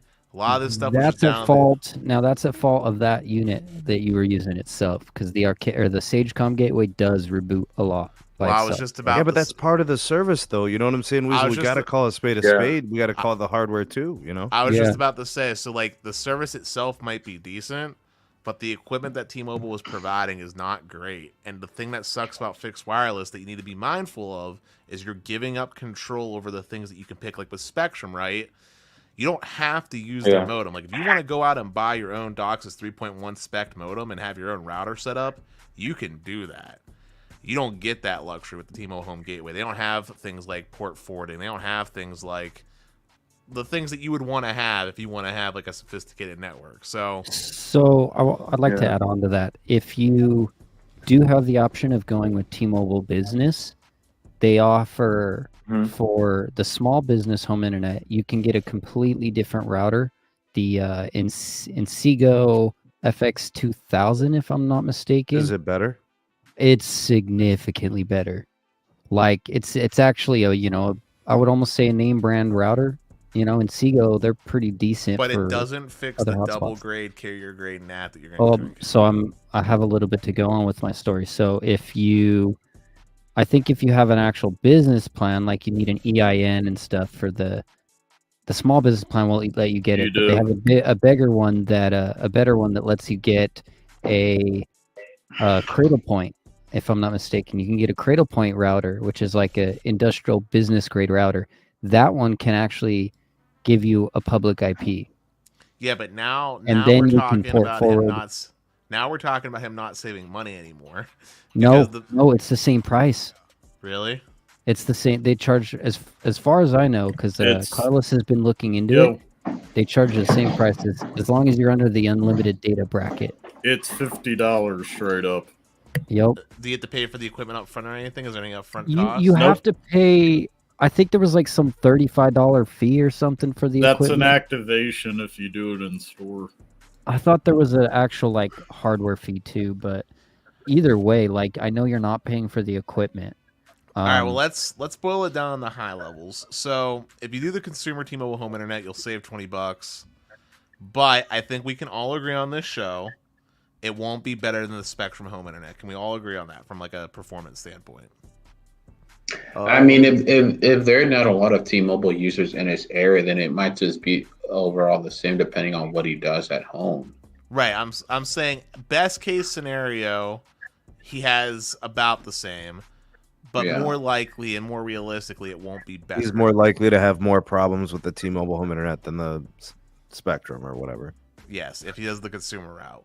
If he goes through all the hassle of the going with the business route and getting that taken care of, much more likely to have on par with or maybe even better in some regards experiences because of the higher upload. But if upload wasn't really an issue for you, like if you're not like a content creator, you're really just doing this to try to save $20 a month. Basically, is what it comes down to. It's funny you mentioned that because I mean, for work I do download, upload. I'm a social media manager, and have I want a nicer upload, honestly, but I don't want to really pay much more. So I was like, okay, maybe T-Mobile home internet might be cool if I do get that discount pricing too. But if it's the same price as Spectrum and I'm not really getting, again, a consistent service, and I'm definitely gonna kind of steer clear from that. But and then even with the whole T-Mobile business line, like that was all, yeah. Is Verizon fixed wireless an option? Because they actually allow port forwarding out the RIP on their consumer box.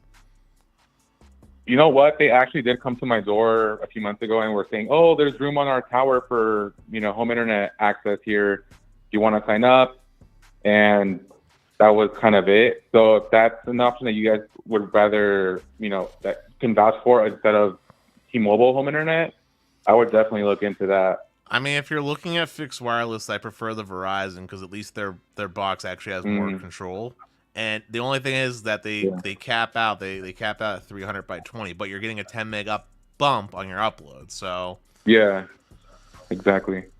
I mean, all right. Well, I guess I mean, there's no straight answer, but definitely appreciate all your guys' insight and all the, again, breakdown. So thank you guys. I mean, the best advice I could give you, you. Alejandro, is just to test them out. I mean, most of them don't even give you a contract at all. I mean, I think T-Mobile the thing gives about you the 2 or T-Mobile is 3. you get like a 2-week trial. They don't even charge you, so it's at least worth a Yeah. The other option, real quick too, is Metro home internet.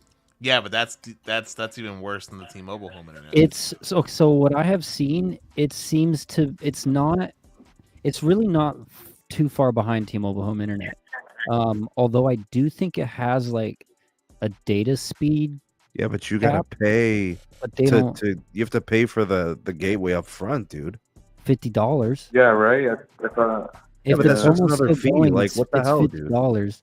But the speed cap I think on Metro is like 300, 350. I think because that's like the max that like the Arcadian. Because I have the Arcadian with the Metro, and that's like the max I can get out of it. Look, I'm just gonna say it straight and to the point. In my world, for how important home internet is to me, and the fact that I never leave my home ever, and I'm constantly in front of my monitor because of work and everything else, I would just pay the extra $20 and just do the thing that I know. And if I needed the higher upload, I would just look at just paying the difference. Like for me, like that's my thing, right? Yeah. Yeah. But I have a bit of a bias, right? I'm the guy that says fiber for everyone. Government should be spending another 10 trillion or whatever it takes to get fiber to everyone, right? But if you're looking to save money and you're really pinching the cost and you need to do something that helps you save money, Verizon fixed wireless in an ideal world of signal is good, and you have good C-band in your area, would be the better of the two fixed wireless providers still at the moment. Then T-Mobile. But don't go to T-Mobile Internet because you think you're going to get necessarily better performance. Go into it with the mindset that you're doing this to save money. If you want the best performance If you have Definitely. good cable will always be beating the fixed wireless if it's Oh, good agreed. cable. Unless Wow. unless Dennis, you you- have some sort again, of fiber fixed wireless, Oh. but Dennis, you should get hopefully him we'll on get your fiber 10G eventually. network. Well, he needs Comcast for that. That's not I'm Spectrum. plague. Yeah. What the hell is this Comcast 10G? It's the whole road to 10 gig thing that they talked about at Cable Labs and stuff like that, and blah blah blah blah blah, marketing, blah blah blah blah blah. I have 10 gig internet. I'm not on 10G. I know. Well, gents, I'll let you go so any other callers can get through, but I appreciate all the insight, and I'll just keep tuning in. Thank you. Thanks, Alejandro. Appreciate the call, man. Appreciate you, man. Yeah, likewise. Peace. all right, we got another one. We got Justin here. Bringing him in. Shit. Hey, Justin, how you doing? Welcome to the show. This is Justin Cowboy. Hey, Hello? Justin, what's your opinion on Tom Nook's turnip prices? Oh, this is Alan in DFW at Dallas. What's the question? Oh, this What is are Alan. your Sorry, opinion I on said that. Tom Nook's Justin turnip here. prices? Hold on, I'm on T-Mobile. What did you say again? Well, it's all good, Justin. So you're calling in, then what questions you got for us, my friend? Okay, so I'm in DFW in Dallas. I want to know why Verizon has mmWave everywhere and all the hotels, and AT&T has absolutely nothing except LAA. So it's hard to get data inside specifically hotels and buildings and large buildings of that nature. But in Verizon, you can get excellent speed everywhere, like in a hotel, like indoors. Come on, we're in the home market of AT&T. Permitting. Permitting is probably the biggest reason, because I know AT&T. I don't think it's permitting, Dennis. You don't think AT&T would put millimeter wave in DFW if they had the opportunity? Well, it's the home market, man. Yeah, I mean, he's speaking from the standpoint that he feels like the market's neglected. Like, if Verizon's willing to do it, Right. and they have successfully done it, Exactly. then what's stopping AT&T from doing it? They're not getting treated any differently even in permitting. It's all the same process. Well, when I was in Vegas, I was complaining about the DAS systems not being upgraded by Verizon inside the hotels, and Carlos was telling me the hotel guys wouldn't let Verizon in, so maybe it's the same situation over Really? there. Here's another thing. You'll see two nodes for N41 for T-Mobile right next to each other, two of them. So do you think they're going to use one for C-band, or are they using those for both N41? Because I'm getting over 800 meg down in some areas where I see that. That's on Verizon's N77.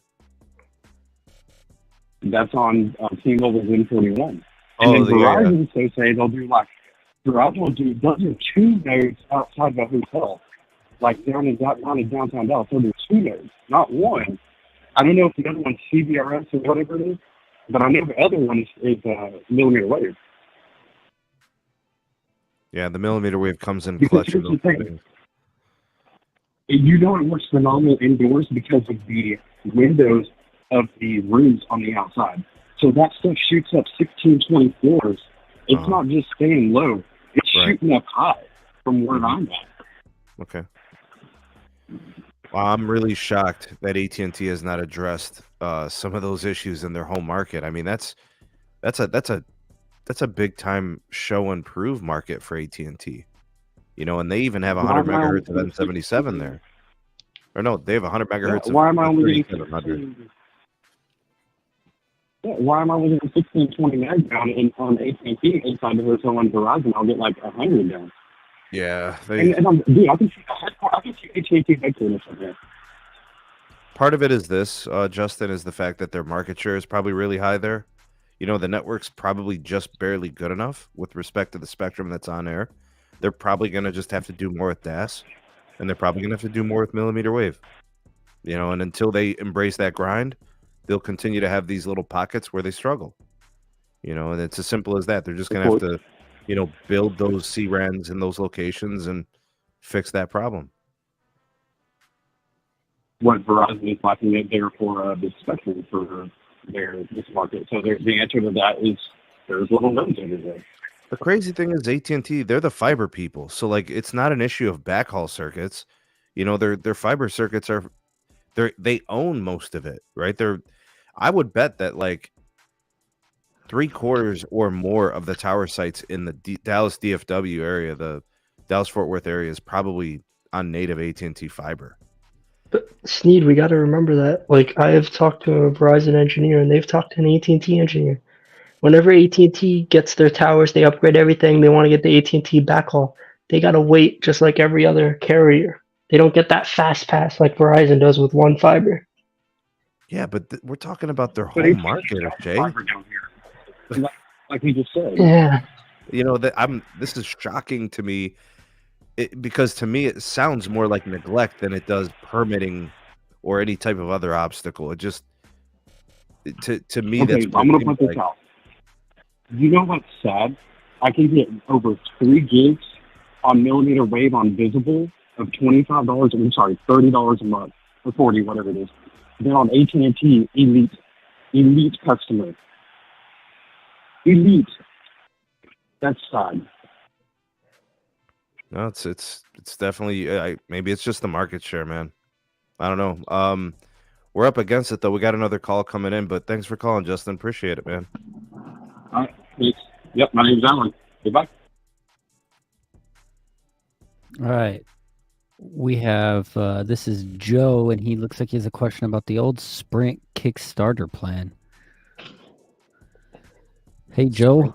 Spring Welcome to the Kickstarter. show. How you I remember doing? that plan. It's getting taken out back old Yeller style. Yeah. You mentioned it the other day when I was listening to your podcast.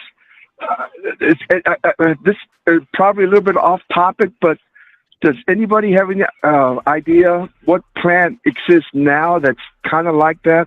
Because believe it or not, and I still kick myself every day. I got rid of that plan and I had it, and I should have held on to it. And like an idiot, I let it go for some reason. You know who's usually got a good hold or handle on this is Pete. Pete usually makes good calls on this. Pete, what do you think is the transition away from a Sprint Kickstart with respect to Magenta offered plans? Where do you think that ends up? You're getting essentials. Just based on price point, Pete? Yep. I mean, if you're going to want Kickstarter prices, your best bet is probably going to be Visible. So that would take them off the T-Mobile network and put them on the Visible then. Yeah. Because, I mean, Visible is $25, $30 a month. And you get that was my thinking. That was my thinking as well. That I guess the closest thing would be Visible. Those two plans they have. But I want to ask a group of experts like you guys. But like I said, I don't know why I ever let that plan go. Well, it wasn't going to get honored beyond the 3 years. So I mean, at this point, it would be kind of coming to an end. But my question to you is: is price point the most important thing to you? Is that like the primary objective? Is to spend like a certain amount of dollars on your plan? Heck yeah, just saving money. I mean, I don't do all that fancy stuff you guys do. Upload, download. No. I just need to make a phone call, a couple of pictures, and a few texts. That's about it. That's all you're doing. How many gigs of data are you using per month? Oh gosh, no more than somewhere between 15 and 20 gigs. That's about it. Just because I'm watching videos and I'm listening to y'all's podcast. 15 to 20 is a good amount more than just sending a couple pictures and making a couple phone calls, my friend. Yeah, you're actually the average user. That like 15 gigs a month is the average person. So like there's the power users that I think use like 40, 50 gigs and more, right? And then there's the average user, which I think is typically what you're doing, right? So you may not even require like Visible is cool because you don't have to worry about anything, but like you could probably get away with a Mint Mobile plan if you want to keep the T-Mobile access, and you can get their like $30. Hey, listen. Yeah. Steve, I hear where you go. I don't want to interrupt you, gentlemen, but didn't want to interrupt you, Sneed, but Okay, so there's a $25 plan, the base plan from Visible. Is that still in existence until it's the end of 30 March? now. I heard. It's 30 Yeah. now. Right now it's 25 because they're doing a promo where it's 25 and 35 for Visible Plus, but that ends at the end of the month. Does that promo last? Or Okay, is that... I heard it's for I heard that it's permanent to 12 months. But I mean, after that, it only goes up by $5 to $10. Oh, okay. Well, that still sounds pretty good. $30 Visible base plan. Well, hold up, Sneed. There's another option here on the table. He could do. You said 15 gigs is what you typically use. Said 15 to 20. Yeah, usually under 20 gigs. Yeah, no more than that. Well, if he's at 15 gigs for $20, you can get basic unlimited from Mobile X, and then $25 gets you 30 gigs at Mobile X. Did you say Mobile X? Yeah, Mobile X. I guess I have to go look them up somewhere. Yeah.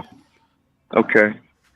I don't know. I feel safer going with, these companies you guys throw around all the time that you hear of all the time. I don't know, T-Mobile, Visible, Verizon, AT&T. Are you sometimes. going single line, or are you going to have a multi-line account? No, just a simplistic, man. Single line use. That's it.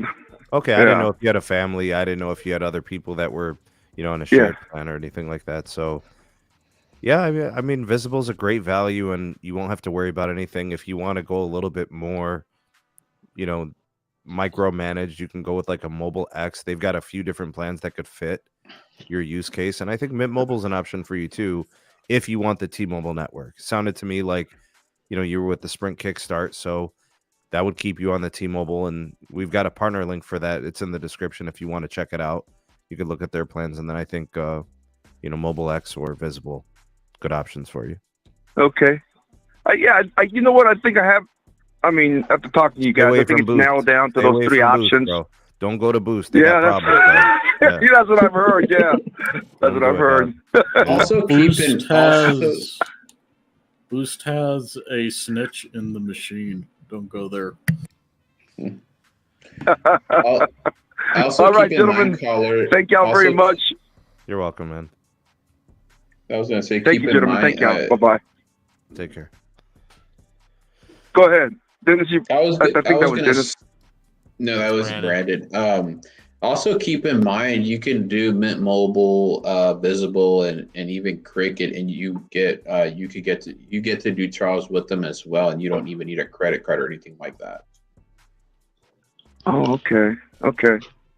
Yeah, I don't want to give away too much information and get hacked. All right, gentlemen.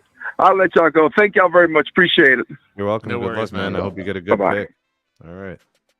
Yes, sir. Thank you. Yeah.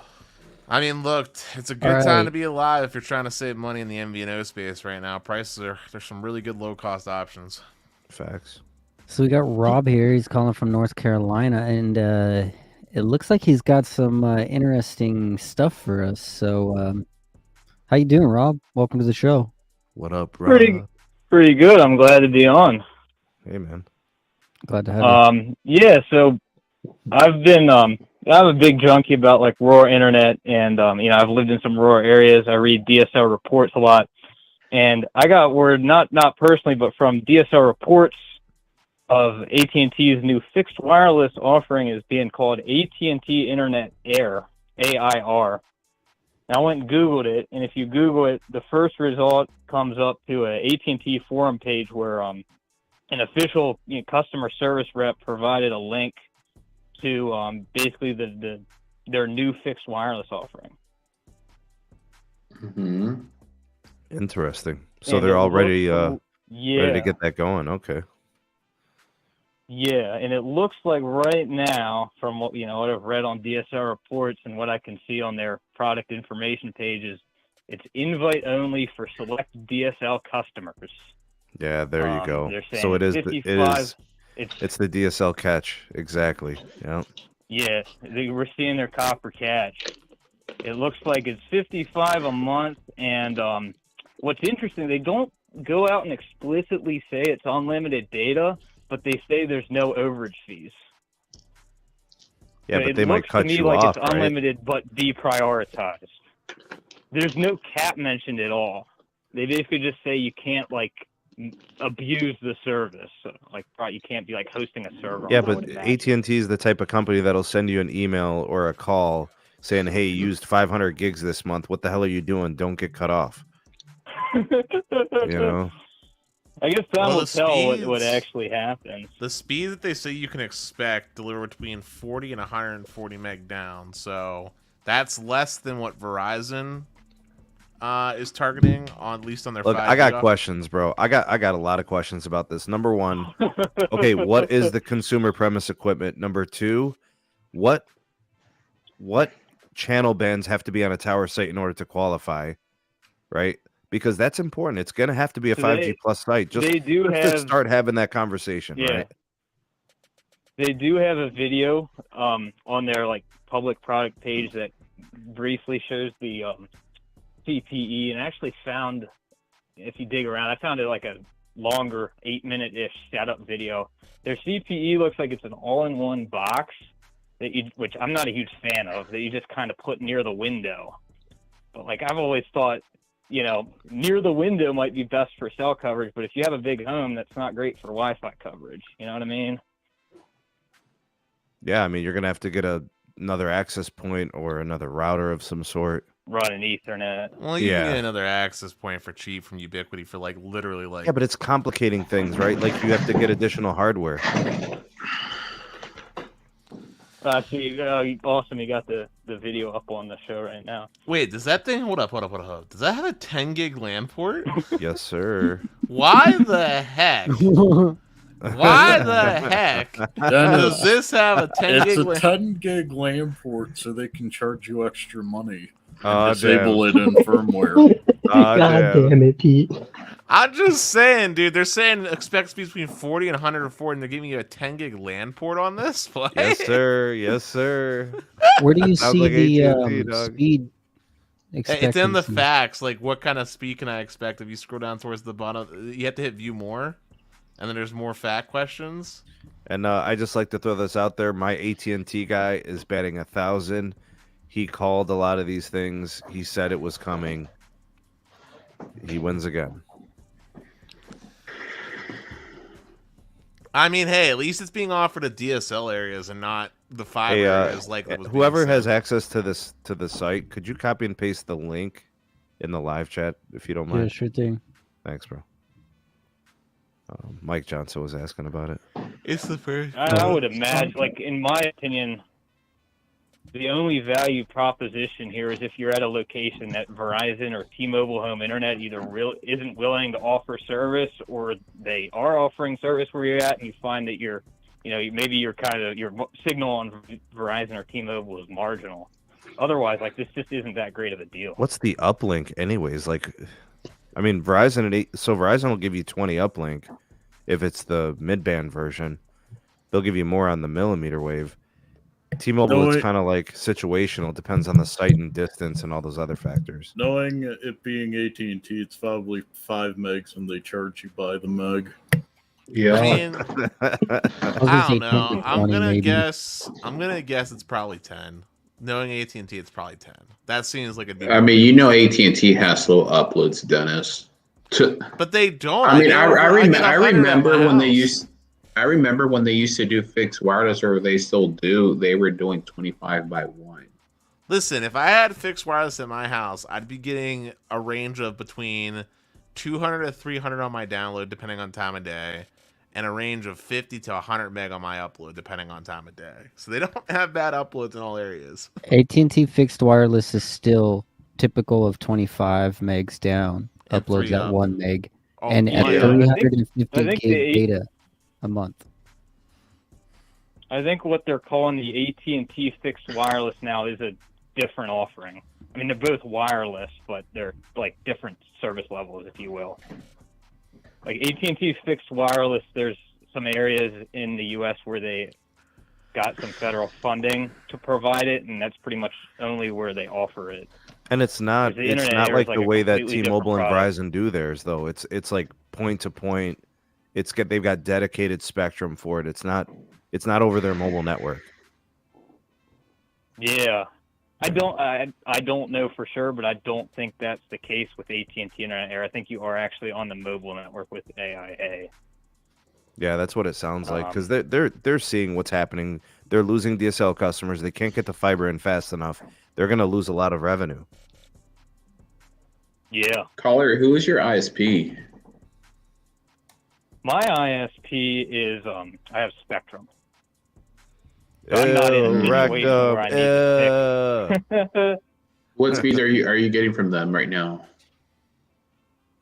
I think it's like 300 down, By 20 10. up. Hold on, I just want to let everybody know that Rolando has used 7 terabytes of data on the T-Mobile network. Oh, shit. That's not very nice, sir. That is not very nice. This is why our people don't have anything, right? We can't go places and act properly and use, normal amounts of data. That is abuse, sir. That is abuse. Nobody offered you unlimited ham sandwiches, Come on, Rolando, you can do better than that, dog. Man, I'd love me some unlimited ham sandwiches, though. I mean, look, Sneed, what did you say about me using 2 terabytes on average a month? Yeah, but you're also on a dedicated wire line, though. Come on, man. He's doing it over, like, T-Mobile Home Internet, dog. I mean, hey, they have the capacity. They want to offer home internet replacement. I mean... Dude, literally, Rolando is going to nuke his home tower site, dog. Well, maybe they should have a data cap in place or a fair use policy. What do you think Neville's replacement will do? Bro, Rolando used 30 terabytes, bro. What is he doing? Bro, he's the new Doxus. Oh. I'm looking forward to the day when T-Mobile announces 1.2 terabyte data cap. Well, I shouldn't say looking forward to it, but I'm calling it. Well, Spectrum's already in the talks of doing data caps, right? Oh, I know. There's more ISPs in this country that have some form of data cap than ones that don't, which is why the one thing I could say that's nice about Verizon 5 is they don't have one. Yup, that's the best thing. Spectrum merged with like Time Warner a few years ago. Back in 2015, and the FCC told them that they couldn't do data caps for 7 years. Okay, so we're about to expire on that 7-year thing. Yup. Sneed, can you believe we've almost been going for 2 hours? I'm not affected directly, but I know some people who have AT&T internet, and like their DSL data caps like 150 gigs for their like ADSL, where it's like sub. AT&T does AT&T does 1 terabyte if you have 100 megabits or lower. I mean, 75 megabits or lower. Yeah, unless you have a video service. They have 2 different flavors of DSL. Mm-hmm. There's like the one with the 1 terabyte cap, which is what they call kind of fiber to the node, where they bring the fiber kind of close to you, but then for the last couple hundred feet, it's phone line. But then they have their classic ADSL service, where like the last couple miles are phone line. And that is offered in really rural areas, and that's like the 150 gigabyte cap. What's that, VLAN or some shit like that? They don't do the 150 anymore.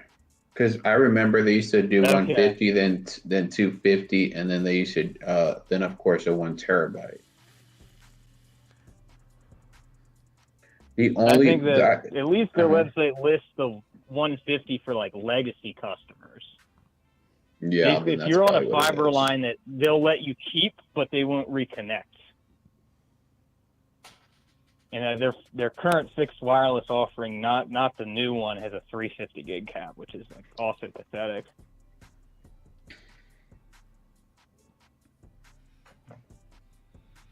But yeah, I mean, data caps are no fun. But Sneed, on a different side note, man, can you believe we've almost been going for 2 hours? When's the last time we had a marathon like this? I don't know. It's been a while, man. It's been at least a couple of months since we hit the marathon status. Hey, Dennis, what's the word on DOCSIS 4 on Comcast? I don't know, man. I haven't been paying that much attention. Last I know they're doing their mid Oh, splits. come on, dude. Don't disappoint Daddy Roberts. Oh man! I know they've been doing their. I mean, I was talking to Steve when he Dennis, called. What do you think his daughter's name is? I know you're interested. Oh, Jesus Almighty! Listen, when I was talking to Steve on the He'll take you out the house. When I was talking to Steve on the FaceTime call, I mean, the thing that was been grabbing more of my attention is just all the ads that Comcast's been running about $25, 200 by 10. No contract, 2 years, and that's just with an auto pay discount, no mobile required, and then mobile gets you down to 15, and it's been blasted all over the local radios, all over like all over TVs, dude. They're going really wild on this price point, and T-Mobile is gouging their customers left and right. And then in certain areas, instead of it being 200, it's 400 down, and I think it's also still 10 up, and it's like $25 or $30, no contract.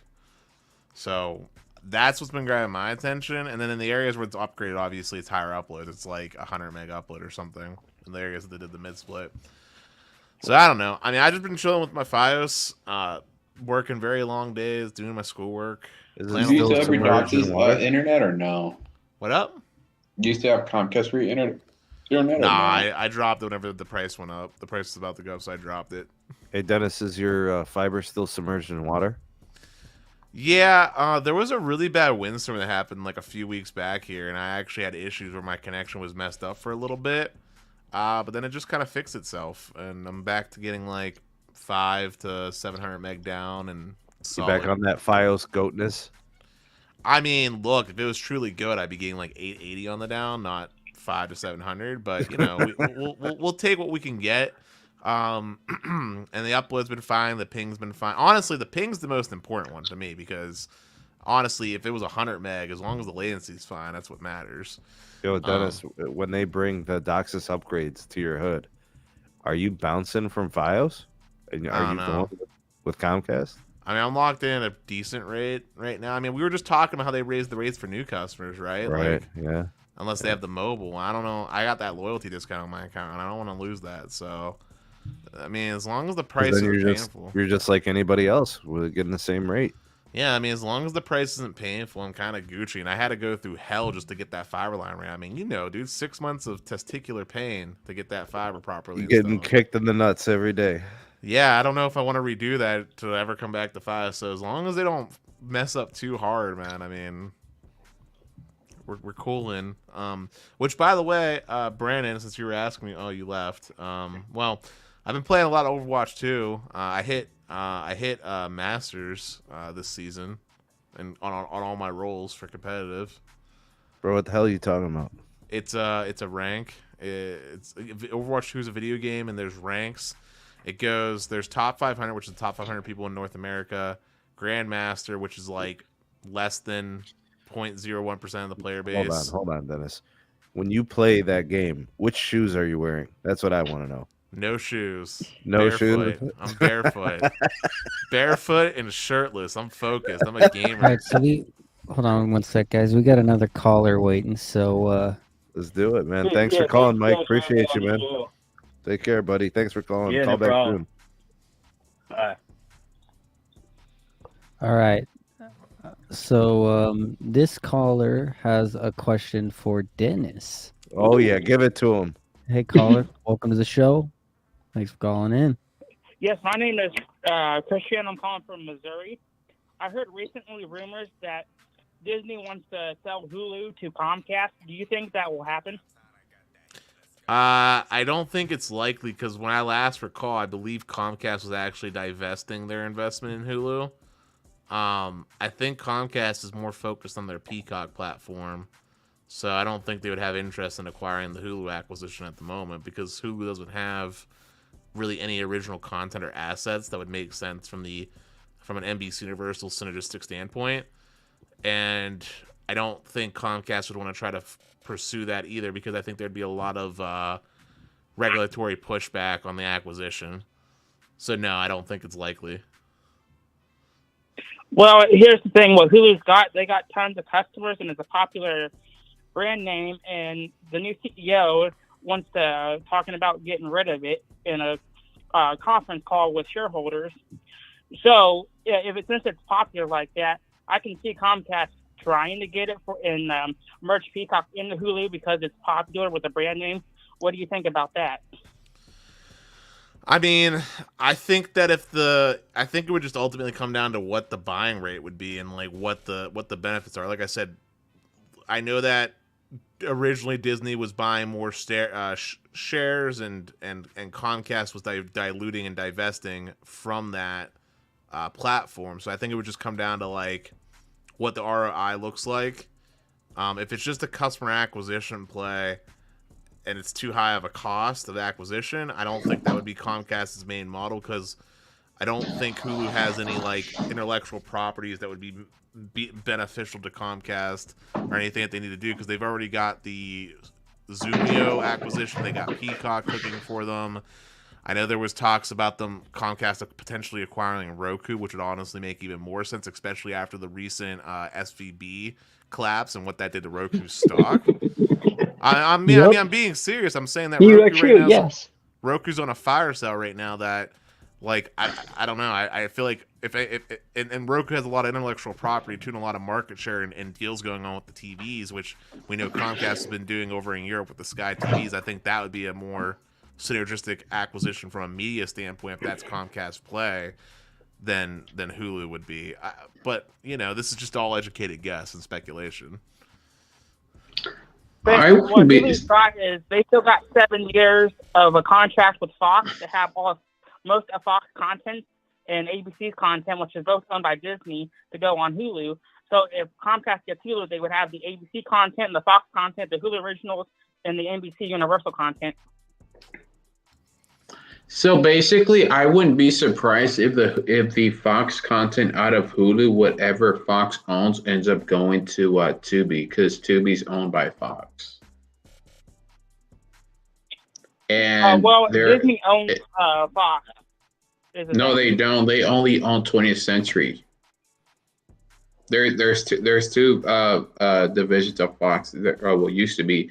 There is the Fox Sports, and then the Fox News, and the Fox Locals. That's still owned by Fox.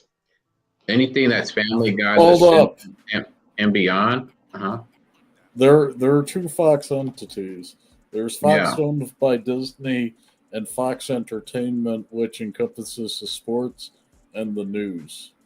Right, and the locals.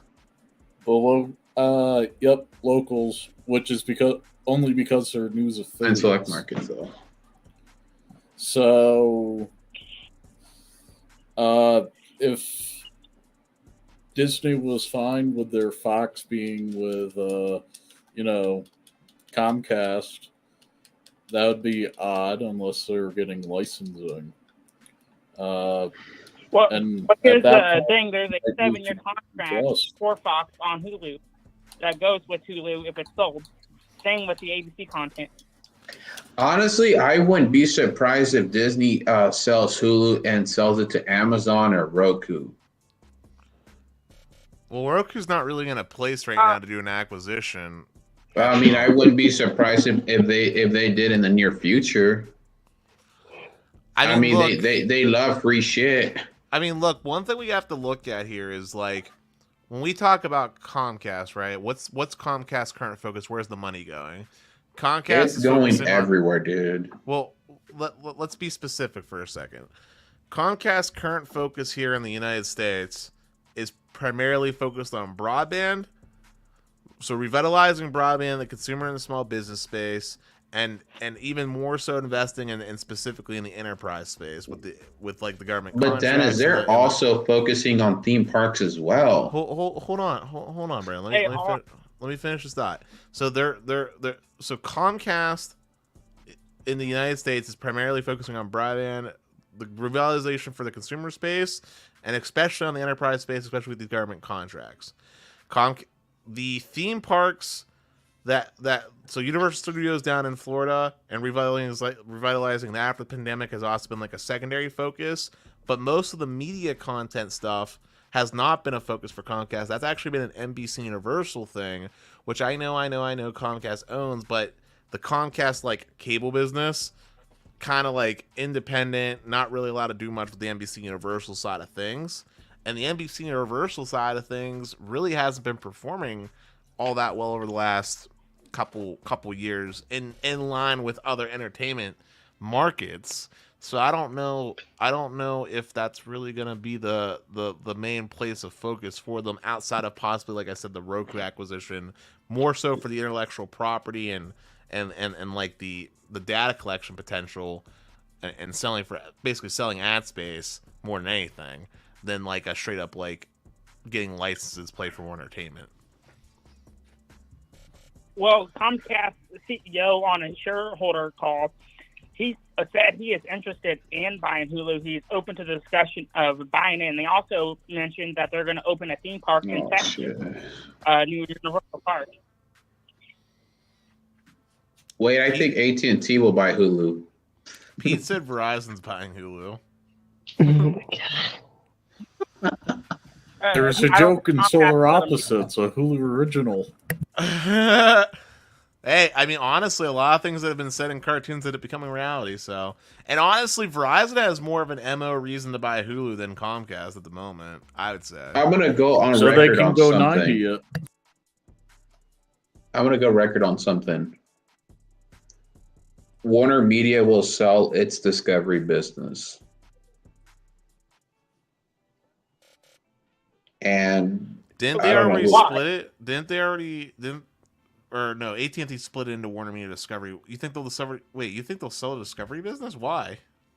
Because I feel like it doesn't go with the genres that they have. I feel like Warner Media is more about movies and real drama, and then Discovery is like more like for older people and Their stuff like CEO, that. David Saflov, is the original owner of Discovery and runs the company. He's not going to go anywhere.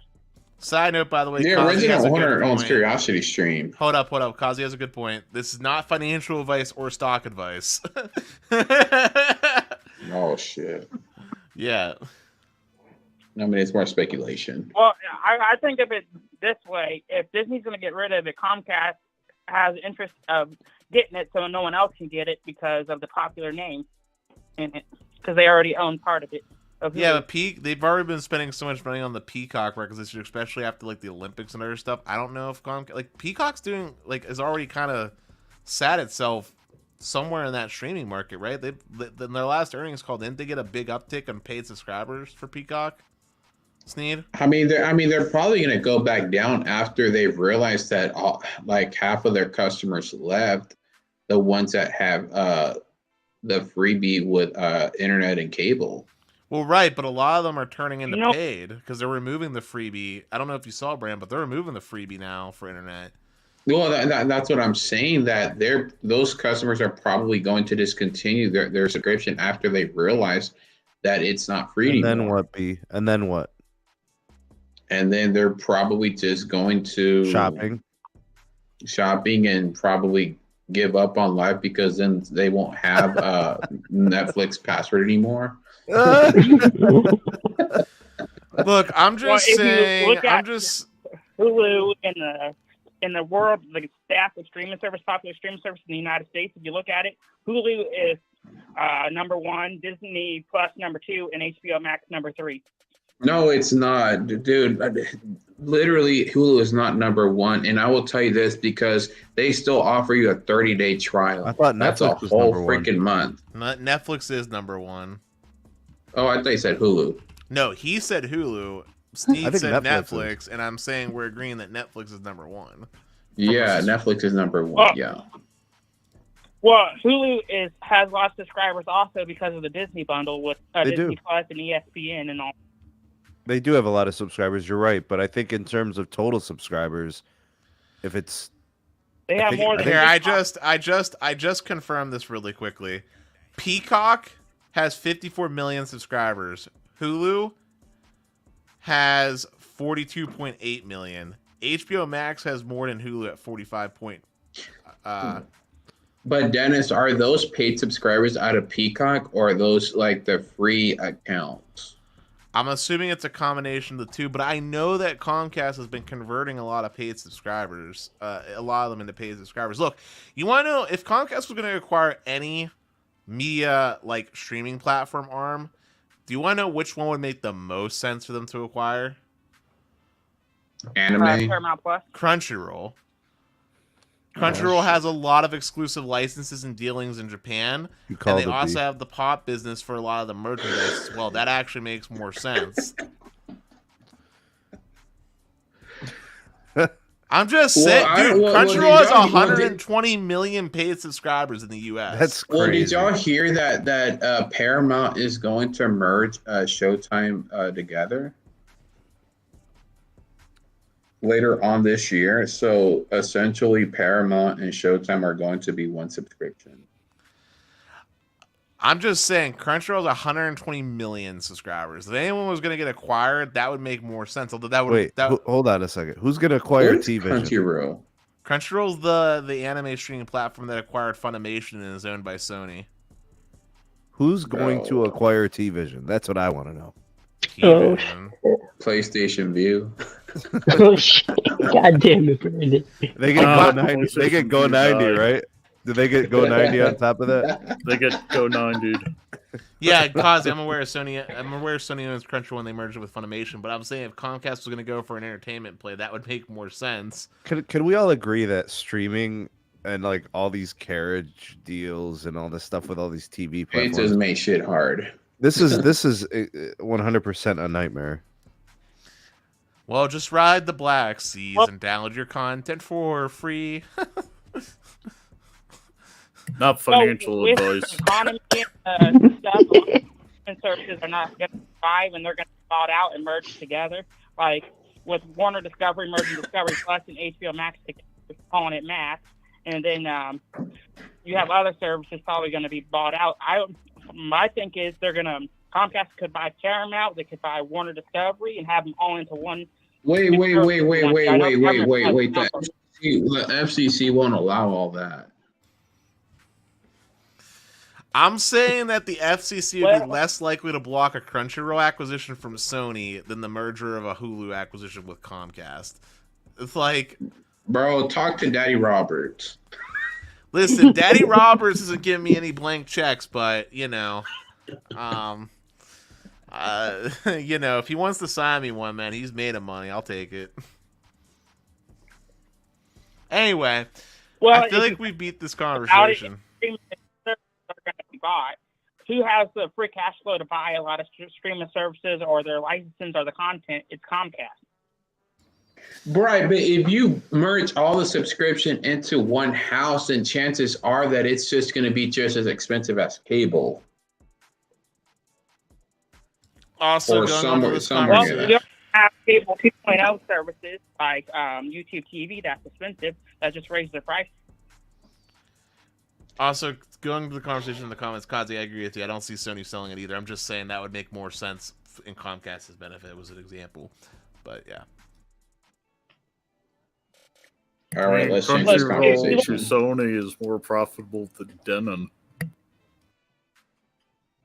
If you look at YouTube TV, services like YouTube TV, Hulu Live, and DirecTV Stream, they're expensive. They're basically cable 2.0, probably cost more than cable TV right now. Well, I can tell you my YouTube Live just went up, so I'm going to look at DirecTV Stream probably, or whatever AT&T Uverse is, because if it's less than $73, I'm probably going to switch to it. Well, the thing with DirecTV Stream is they probably cost more than YouTube TV on certain plans. So if you go with their sports plan on DirecTV Stream, they charge you a sports fee. A $10 fee. Yeah. And it's on top of the $75 for the flat rate, so I'll be up at like $85. Yeah,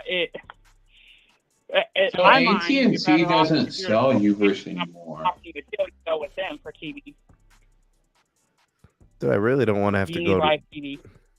I really don't want to do this live TV thing anymore. I really don't care. Like I wish the wife did not like live TV, but she does. Well, so I subscribe to Peacock for $4.99, and I subscribe to Discovery Plus for $5.99, and I get Paramount Plus for free with T-Mobile. So you got a few platforms. So that's Yeah. yes, and they're affordable, and since they're on-demand services, they're cheap. If you go with the live services, you're going to be paying cable 2.0 prices. Facts. Now, I'm happy that they're going to merge Discovery Plus and HBO Max together, because then I get to have all my favorite content in one place instead of having to pay for two different streaming services. Currently, if I want Warner content, I have to pay for HBO Max. If I want Discovery content, you have to pay for Discovery Plus. Yeah, but the thing is, they're going to raise the prices, though. They're not going to let you get that Discovery $5 a month and get you HBO Max for free. So the Warner and HBO Max, that's going to actually be $20. So it's going to be an add-on. So it's going to be like Paramount Plus and you adding Showtime.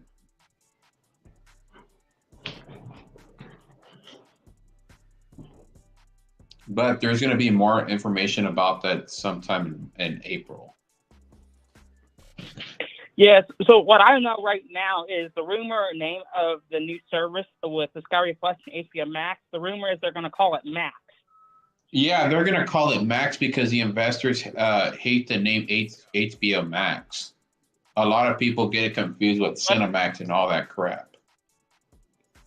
Well, here's the thing. Their CEO is David Safloff, the owner of Discovery and the head of Warner Discovery.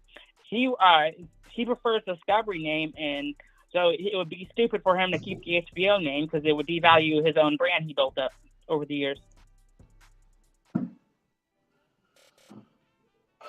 Yep. But so David, he's the minority owner of Warner Discovery, and AT&T is the majority owner.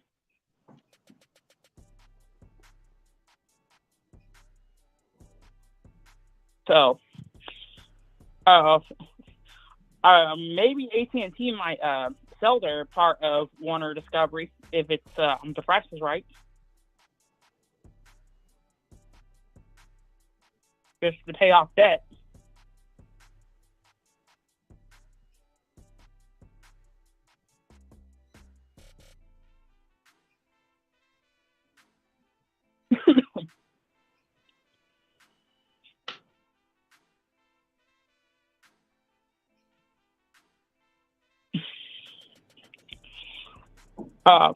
Also, how do you guys ever see AT&T cover 100% of the country in their fiber, or never get to that point? Only if they get rolled back into the government.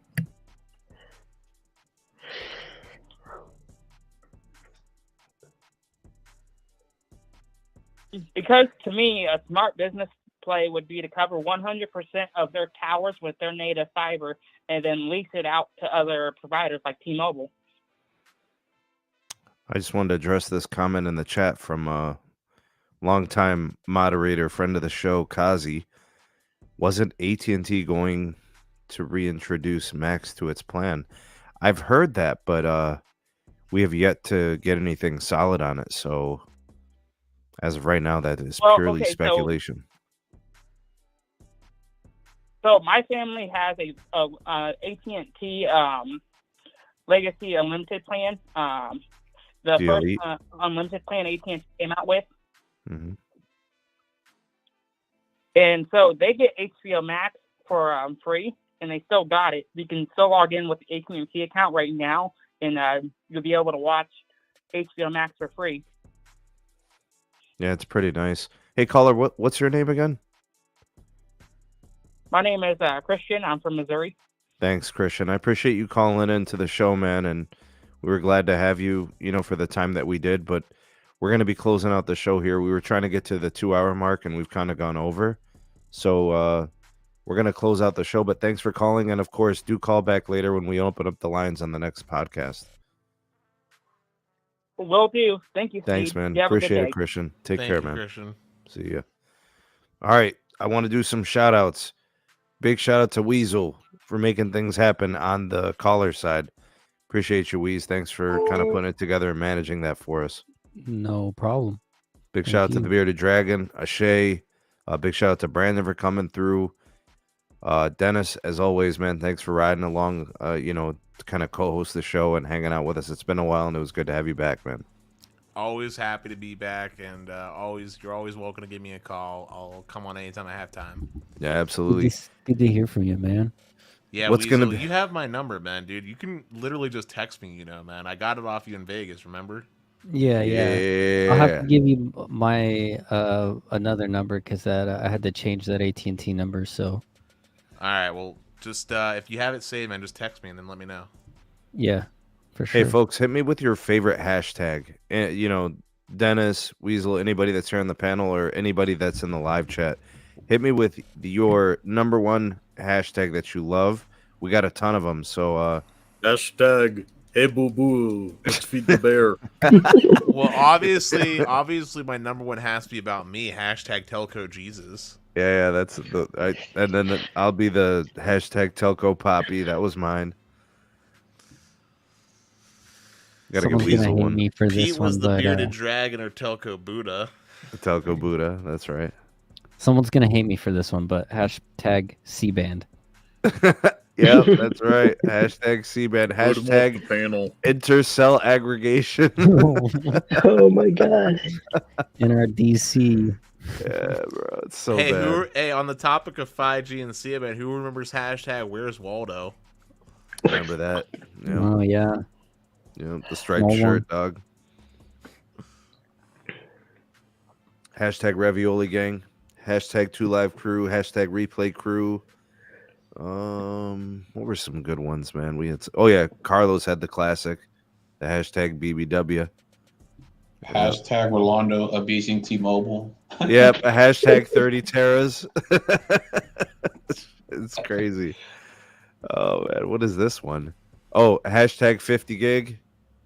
Hashtag 50 gig backhaul. That's a good one. Oh my god. Hey. Yep. Moose, you're personally being attacked. You got to make the show next time. We got to hear those famous Moose claps. Well, hashtag Death Star Network. We got a C-band with 100 meg backhaul. Hashtag that one's crazy, Sam. Kazi. Hashtag Kazi, downgrade the backhaul. Kazi. Shout out to Keon. Downgrade the backhaul. God. Hey, by the way, I picked up a cloud lifter. Has it made any improvement? Yeah, you sound strong, dude.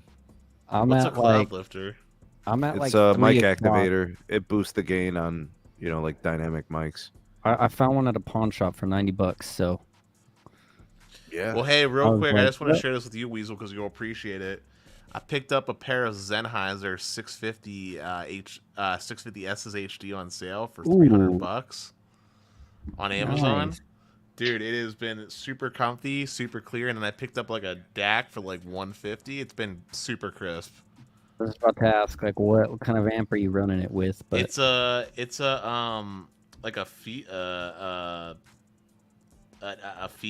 K5 Pro. Oh, nice. I have the like a little USB-C DAC from FIO, like a little tiny one. Yeah, it's a FIO K5 Pro. I mean, it does all kind of stuff, but I wanted it because I wanted to plug it into my computer. Like, my motherboard's onboard DAC is actually really good, but for a mic like this one that requires more power to drive, I needed something a little bit better, and it's been doing the job just fine. It's simple, and it's exactly what I mean, it's not the fanciest in the world, but it's doing its job just fine. I have a FIO KA2 that I use. It's a little tiny USB DAC. I'll use it with my phone mostly, but dude, that thing will basically make any headphones scream. Like, I blew a pair of AirPods with that little amp because I messed with powerful. I messed with the gain, and my sweet spot was a plus 6 dB. So there was low, medium, high, and I went with medium because high, it makes my ears too exhausted. It's just too loud. Yeah. So I went with the plus 6 dB. That seems to be the sweet spot, especially when I'm gaming and stuff for hearing footsteps. And I've been very pleased. I mean, I'm kind of pissed that my Astros broke after 2 months of use and their support sucked. But that journey that journey led me to these headphones, and then I've just started using my good mic when I game, and I actually bought a boom arm, and the desk that I paid to get built forever ago is finally almost done, and when that happens, I'll have a lot more desk space. I'll attach the boom arm. We'll be Gucci. I might have to talk to you about maybe improving my mic setup a little bit more as well, because I don't think my cable's long enough for this arm that I bought. But anyway, yeah, I thought you would appreciate that because you're the camera guy. Yeah, definitely. All right, That's pretty boys. cool. Anything else for the go to the order before we close out the show? Happy St. Patty's Day. Luck of the Irish to y'all. And let's all have a great weekend and get some good rest in.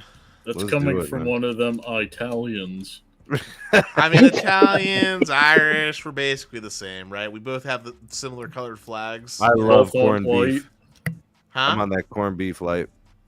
Well, no, I'm saying our flags are the same color. It's just different order. White, red, white, and green. Italians and Irish. I think Irish is orange, dog. Is it not red? Okay, maybe. Okay. Well, anyway, let's wrap it up, Sneed. Let's give it the old peace. Peace. Peace. Peace. Peace.